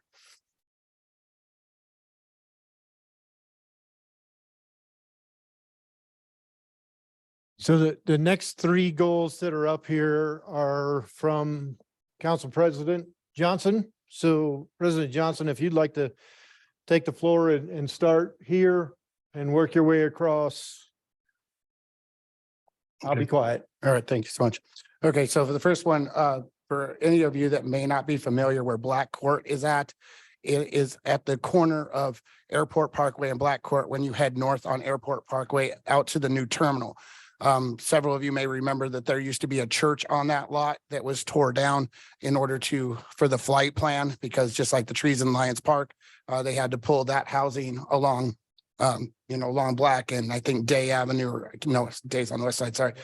Yeah, Bradley, Duff, whatever it is over there. They had to pull those houses down and build the Greenway corridor to the north of it. So this is actually the area to the south of where the Greenway right of way / easement ponds are currently at. So in regards to motions of success and some of the drawbacks on this, motions of success is to actually have a dog park that's centralized. Really, at this time, we only have the one that's out at the Cheyenne Animal Shelter, which unfortunately you either have to go through Flying J down south from Arby's, or you get stuck at the train going on Southwest Drive. Another option is the one that's out on Camp Stool, that's across from the truss factory. Once again, that is not really centralized. Some of the drawbacks on this is because, as we discussed with the airport terminal, and because there's other projects that staff is working on in regards to a Greenway corridor on the north side of the cemetery to connect Airport Parkway with Evans, as well as this airport wishing us to take on maintenance of the current greenways along those establishments, that this might potentially, they could use this as leverage against us to say they would agree to the sale. Because as when we met to discuss at the gymnasium over in the Point, the city really doesn't like to lease, we like to own. The one thing that is good about this is because you can't build anything on it. So a gazebo, things like that below the flight path, some of the dog bags and some benches would be, if an aircraft was to crash in that vicinity, that would be the minimal that would be destroyed. As far as, yeah, I know, but hey, this, I have to think in advance if it does. And so what would be destroyed? As far as I have spoken with the animal shelter, they're very interested in the fact of a centralized dog park. At this time, they are non-committal as far as, any funding that would come into this. In regards to this, I would fundraise because the parking lot, really the purchase of the property and the parking lot are going to be the most expensive things. Gazebos, poop bags, and benches, I could probably get donated, and I could work on also the fencing that would go around that area to see that it was done. As far as maintenance, this would once again go through community recreations and events. And then like most dog parks, I would have to do a community outreach meeting to the neighbors, because depending on how large the parking lot is that we build in that location, because the last thing the neighbors are going to want is more parking along Black Court, as well as going northbound on their street in front of their house, and as well as on the other side next to the runoffs or the Greenway corridors through that area. So it does have potential. I would take ownership of this, basically just, start the conversation with the airport to see if this is some land that they would like to liquidate as surplus, since nothing can be built on it. Mr. President, It's for any of you that may have seen the construction recently, it's right behind where Ziggy's Coffee is supposed to go. It used to be the Stag gas station, right behind the cleaners and adjacent through the alleyway of Dairy Queen.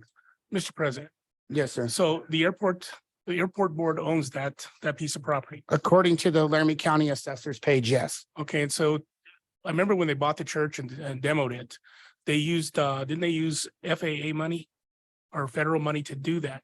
They could, yes, they could have. And in doing so, can they sell it off, or is there a timeline or a?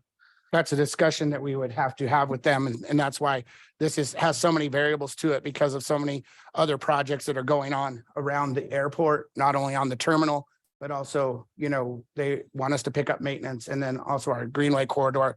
So there's a lot of moving parts in regards to this conversation and where it would be opened up. Well, and not to speak against the project, because it sounds like a good project, but do you think maybe we should get more of the moving parts put together by July? And again, keep the same sheet of paper, So by July, if we have a different report, if A, we can buy it, B, we can set it up, you know, what the requirements are, at that point, we make it a goal. Yeah, I would not be opposed to that. Go ahead, ma'am. President Johnson, I just had a question. So I don't understand why we would have to put in a parking lot, why we couldn't use the on-street parking there, because if I remember correctly, it's all open city parking all the way around that drainage basin on Bradley as well as on Maury. It's not on Maury? No parking? Okay. Yeah, and then once again, that's something we would have to have a public forum on for that neighborhood so that they were aware, because if you're right, the city does hold the right of ways on those roads that anyone can park on them. But as a courtesy to the nearby residents, because I can already tell you, one thing they're probably going to worry about not only is parking, but they're going to worry if what kind of odor this is going to cause if they don't pick up the excrement.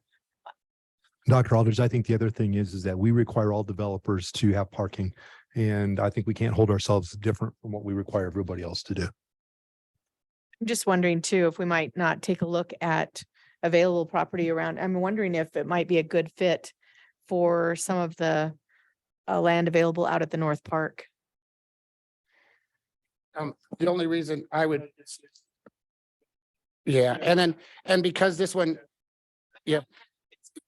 Yeah, this one is, if you look geographically in the city, this is about as central as you're going to get from all avenues, east, west, north, and south. And so that's why, and because this land can't be developed for a building and it has to remain relatively flat, that's why I propose this as an idea for that specific property, because it does have accessibility from not only Airport Parkway, but and then Pershing runs right by there. Yeah, we can move it to July.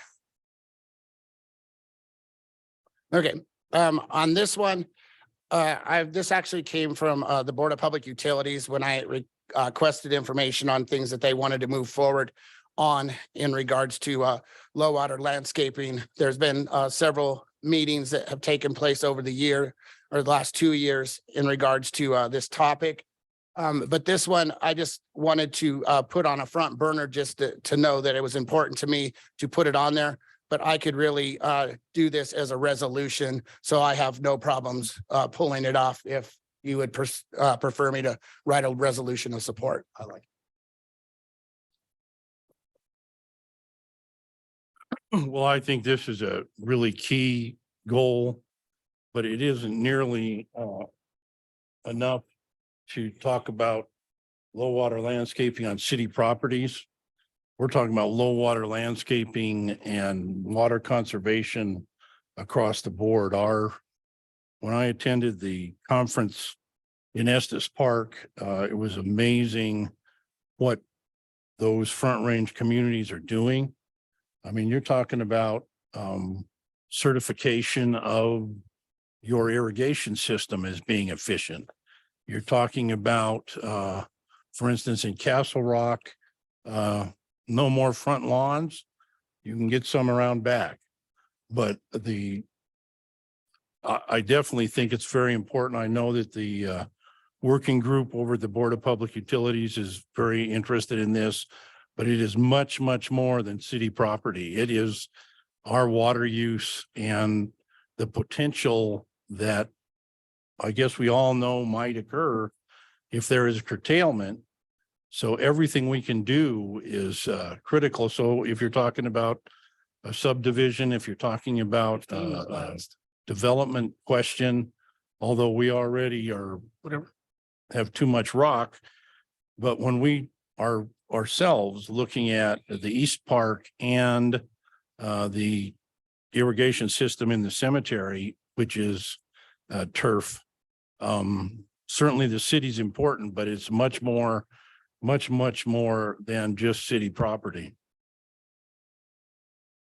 And Mr. President, I guess along with that goal, if we could fit, or does this need to be something we work with on planning and development to maybe I don't want to say relax the restriction or relax the requirements, but to maybe set a little different, so we're not needing a tree every 12 feet, or we're not needing, so that we can zero-scape more. We're, 5 feet from the sidewalk instead of 3 feet from the sidewalk, things like that. Is that something we need to be working on in conjunction with this?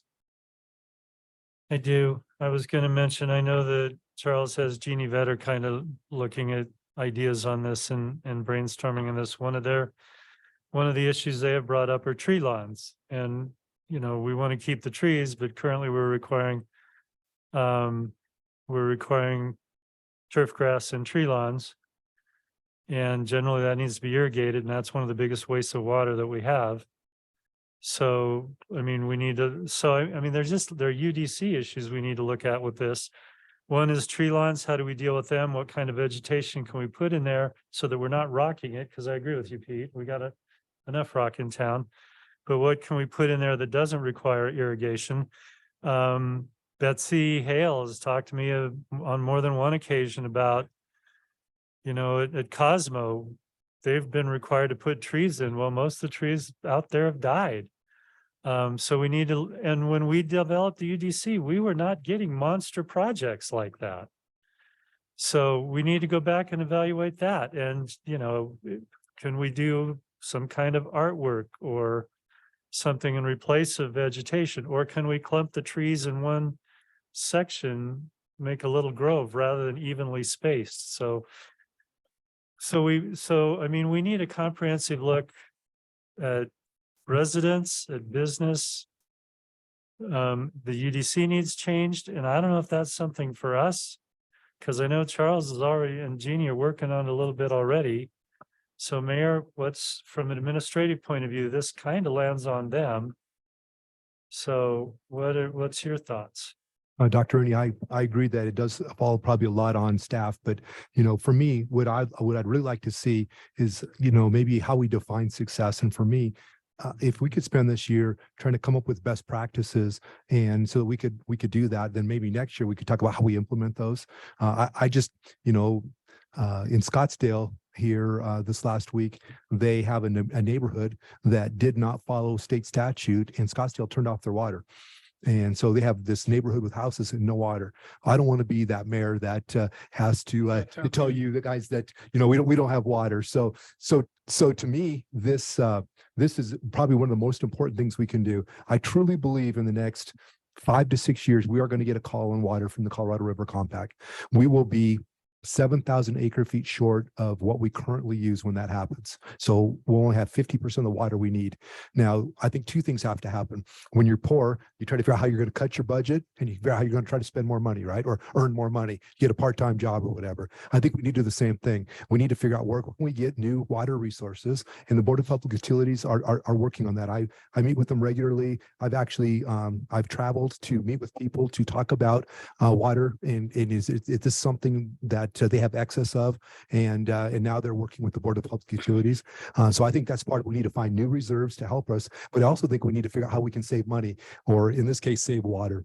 Yeah. And so I think this is probably one of the most important goals we'll have in our term for this administration over the next 2 years, and that is coming up with a solution. So for me, I think the goal would be to have a action plan a year from now that we could sit down and talk about, now how are we going to implement that? And if we could talk about best practices, what could we do? To me, that would be huge.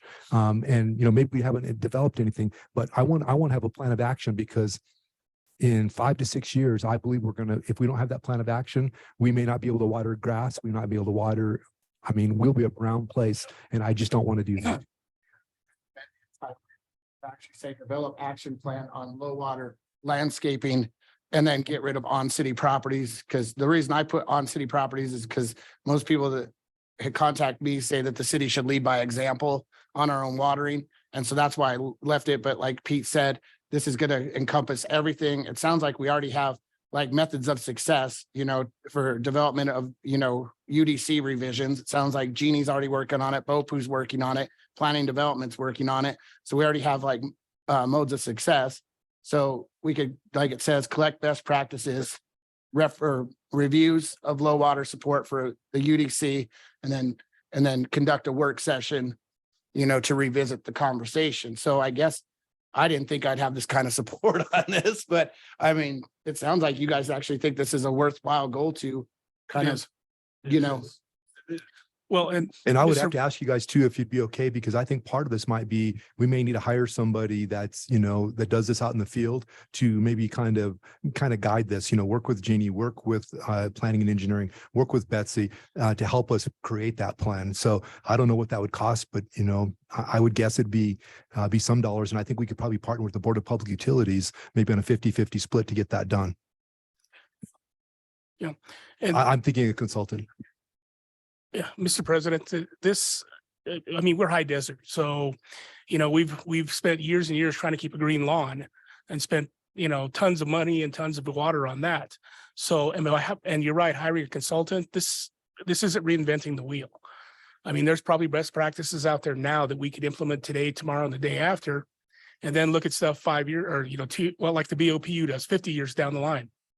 So, yeah, I would support that.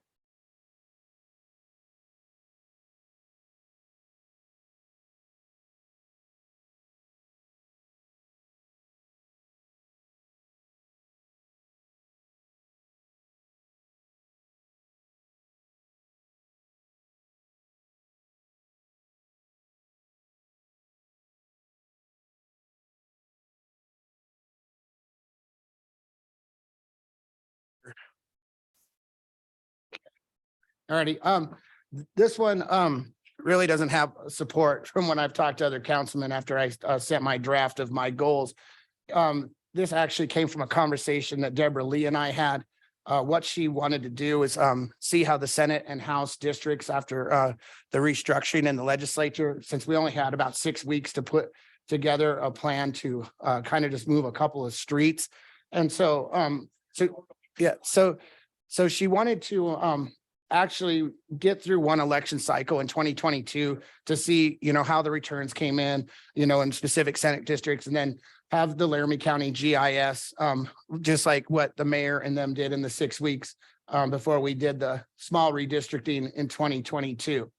And so this would actually give us a full year to, dive into it with the county clerks and the Laramie County assessor, as well as the Laramie County GIS, to find out if this is something that's tangible. Yes, you will remember that this was brought up by Boyd Wiggum on several occasions, but as Michelle can attest to, and several others of you that have actually walked the areas on how large our area or our wards are, that we, besides, most of the county positions, we represent more people in our wards than most Senate and House districts. And so, as far as the representation goes, that it might need to be redrawn out.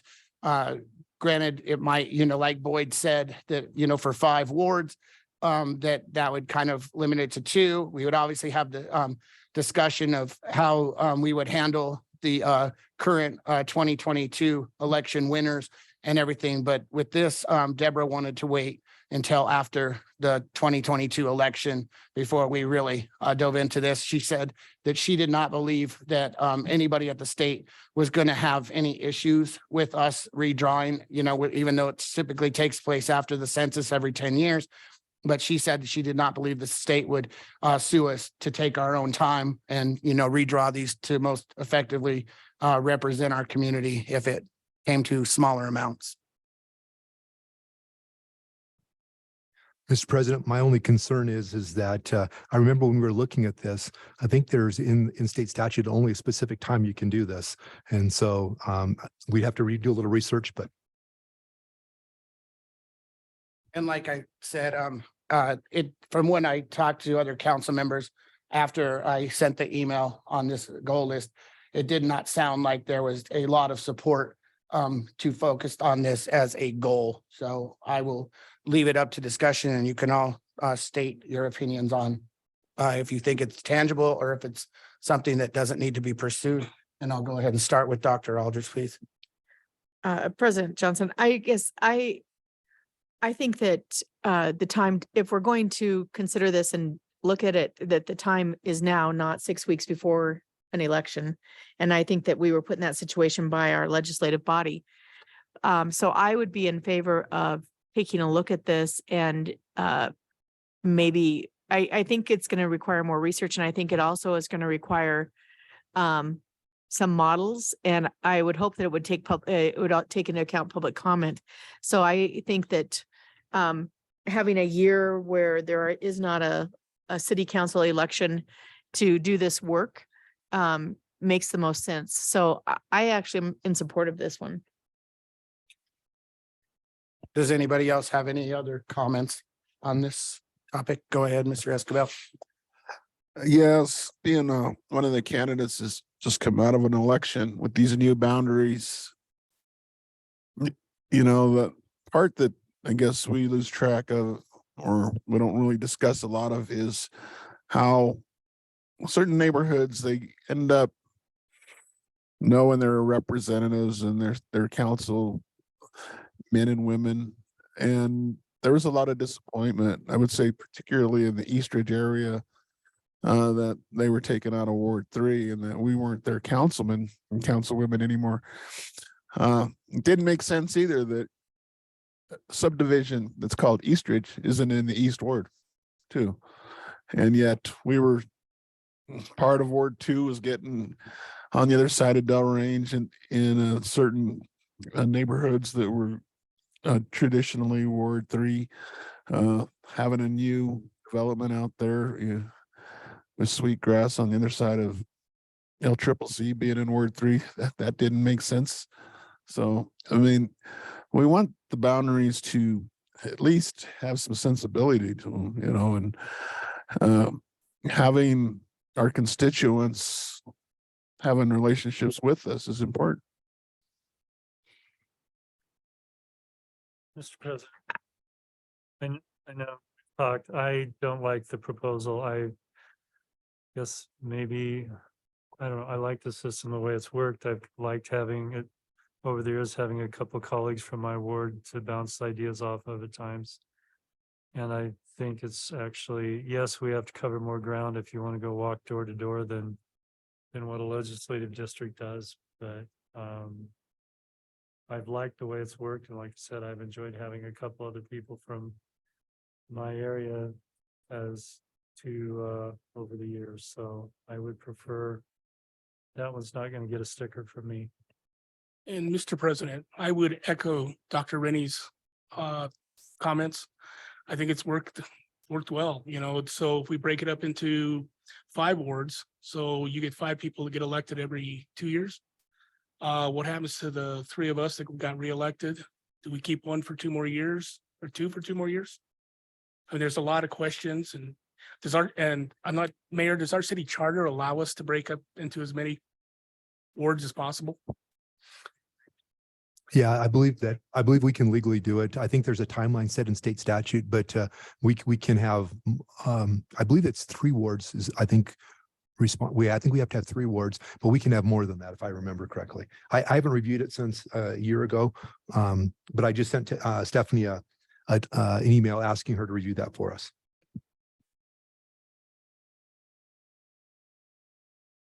The only other comment I'd make, and it would be that going through that campaign, I was in part of, I think, at least 5 separate legislative districts, maybe 6.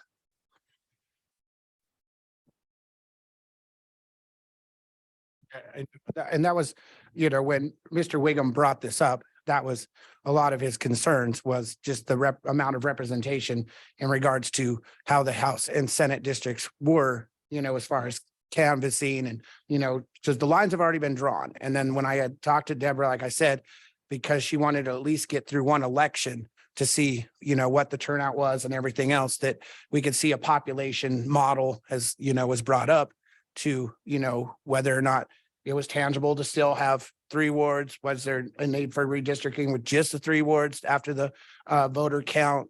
Was there additional ward necessary? I mean, this is something that's going to have to be collectively done with the clerk as well as, you know, the assessor and the Laramie County GIS. I will tell you that I was at a meeting last night where it was reported that they are purging the voter rolls. 18,000 people will be purged this next week here when that purge happens, that did not vote in the general, that voted in the primary out of Laramie County, 18,000. So we'll have fewer doors to knock on unless people get registered, I guess. Mr. President, the only thing I noticed about the numbers was that since it wasn't a presidential election, the numbers in the primary were almost the same as the general. That has never happened as far as in the Because the 7 House campaigns. race and the Eight, primary yeah. was so Yep. interesting.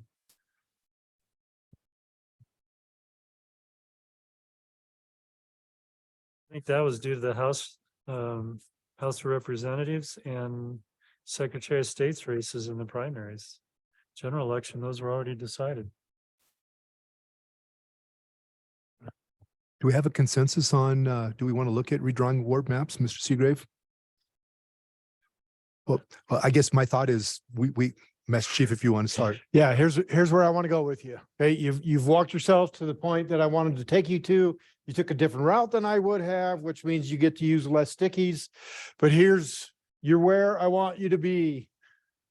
Last thing that I want you to do is take one sticky and walk up to this wall and place that sticky on the one goal up here that you can't get behind as a governing body this year. And that goal will come down and we will have 4 additional goals to add to our 2.53 goals that we have up here. And we'll go with 7 again for this year. Dr. Aldrich, you have a question? Microphone.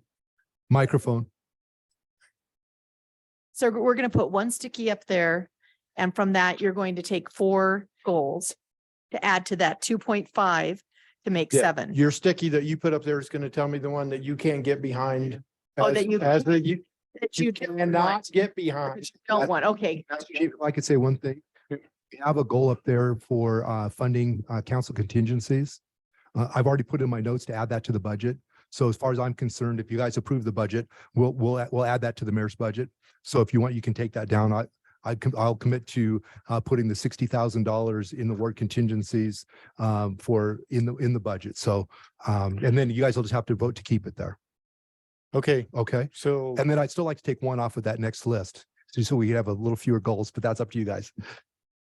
this is going to happen. So we're not going to keep it as a goal. We'll talk again in July to make sure that it did make the budget. And then I wanted to get you to about 7. 7 is a good number. It's not too many and it's not too few.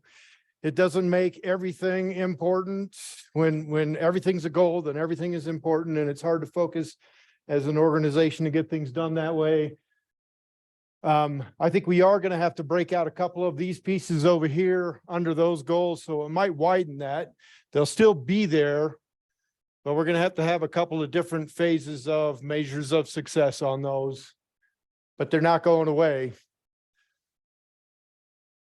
So if you want to drop a goal, place your sticky. If you don't, those 3 with the ones we're going to combine along with these 4 will be our 7 goals for 2023.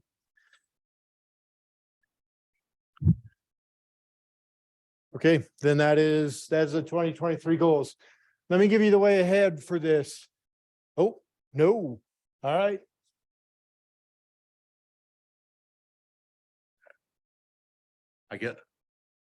I have no interest in looking at the boundaries this year for wards. So if I was gonna put one sticky on, it would be there. So if we're gonna, Okay, so We're place gonna- your stickies. If you choose not to, you choose not to.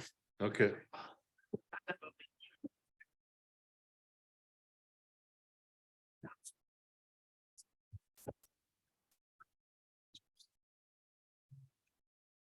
Here, I'll give you 20. It's over here. There's 3 over here.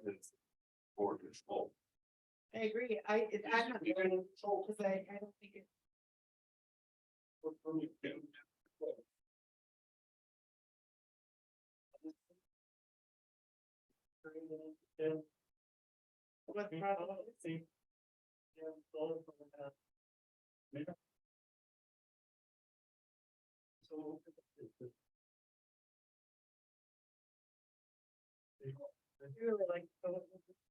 But I think we need to do more research. I think a lot of us need more information.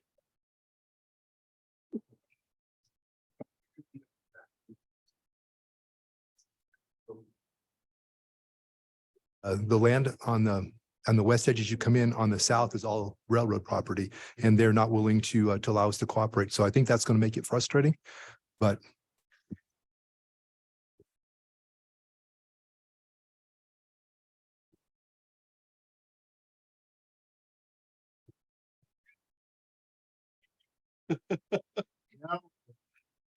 Got wheels, sir.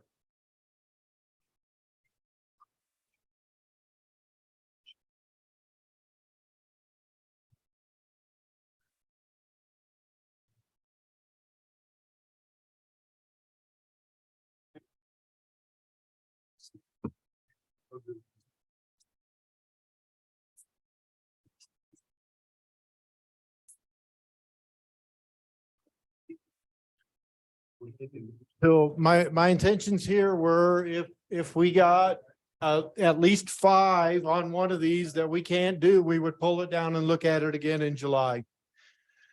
You guys place 5 here, so I'm gonna pull this down and we'll look at it again in July. You don't need to look at it. But this is what we said. Okay, so I all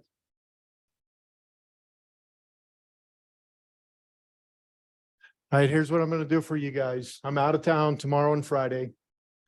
I'm gonna take all this information, just like I did last year. I'll put it in a document for you, so you have the goals. You'll have the description, you'll have the measures of success. When that goes out, what I'm gonna ask you for is in your reply.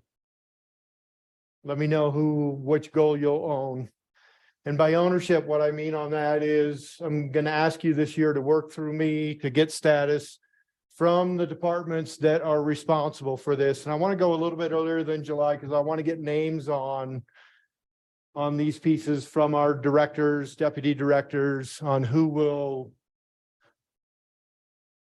take ownership of getting these things done like we have done with the 2022 goals. So I will get this out to you. I'm going to shoot for midweek next week. As long as you can keep the snow away and keep Holly healthy and keep me off the phones, I'll be able to get it done. Mr. President. What are we gonna use for measures of success on the solar farm and on West Edge? Is it just what the possibilities are? or I'm costs gonna are? work with the owner, the submitter of the goals to populate that out. Okay. I'll work with President Johnson and the mayor on that as well, so we don't violate any. I have the same question on West Edge beautification. Same. Because that's mostly private property through there. Yep, same. It's, Mr. Mayor, the chain link fence that goes from I-80 or the I-80, I-25 interchange that separates the railroad from Lincoln Way. Is that the railroad's fence then? you're talking the one that starts behind the depot and goes out to Bent Avenue? No, from the interstates, and it comes that other little chain link fence and it comes to Southwest Drive. I believe so. Oh, I don't know the answer to that. I don't know. I know the fence you're referring to. I do not know the answer. Okay.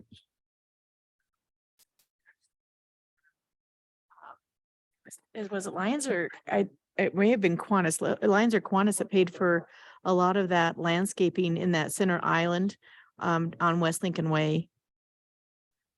Well, they maintain it or something then, because they're out there working every summer.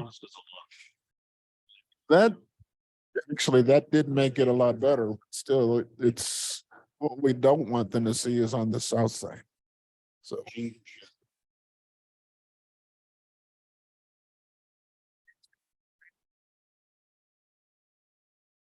So I see Qantas, so people out there maintaining it That and the Eighth Avenue Island. around the fountain. So then, Mr. President, on that beautification, then are other cities getting grants to block off railroads from highways? So I'm seeing them everywhere.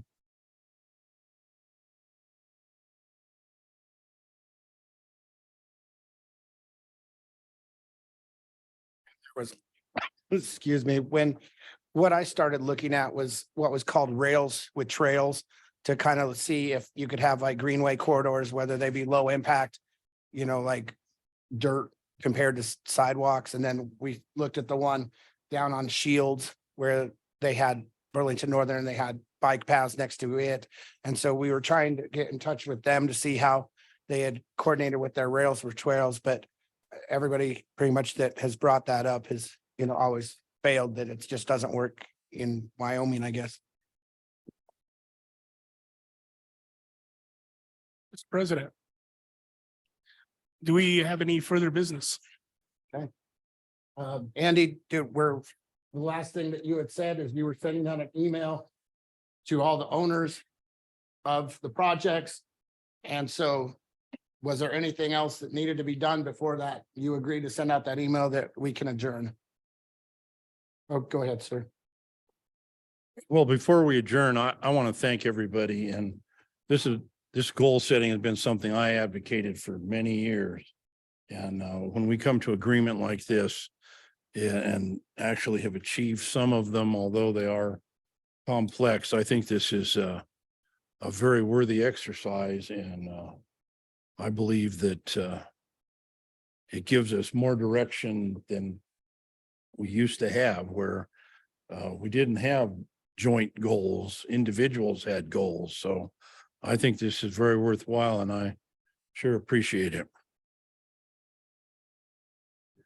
Thank you. Did anybody else have any following comments before we adjourn? Just to echo Pete's comments, but the fact that we can all sit in here and talk, agree, disagree, and then walk out, shake hands. It's, again, I echo, this is probably one of the two best councils I've been on since I started. I appreciate that. Okay. So what do we have to do become best? Accomplish something. Serve more adult beverages?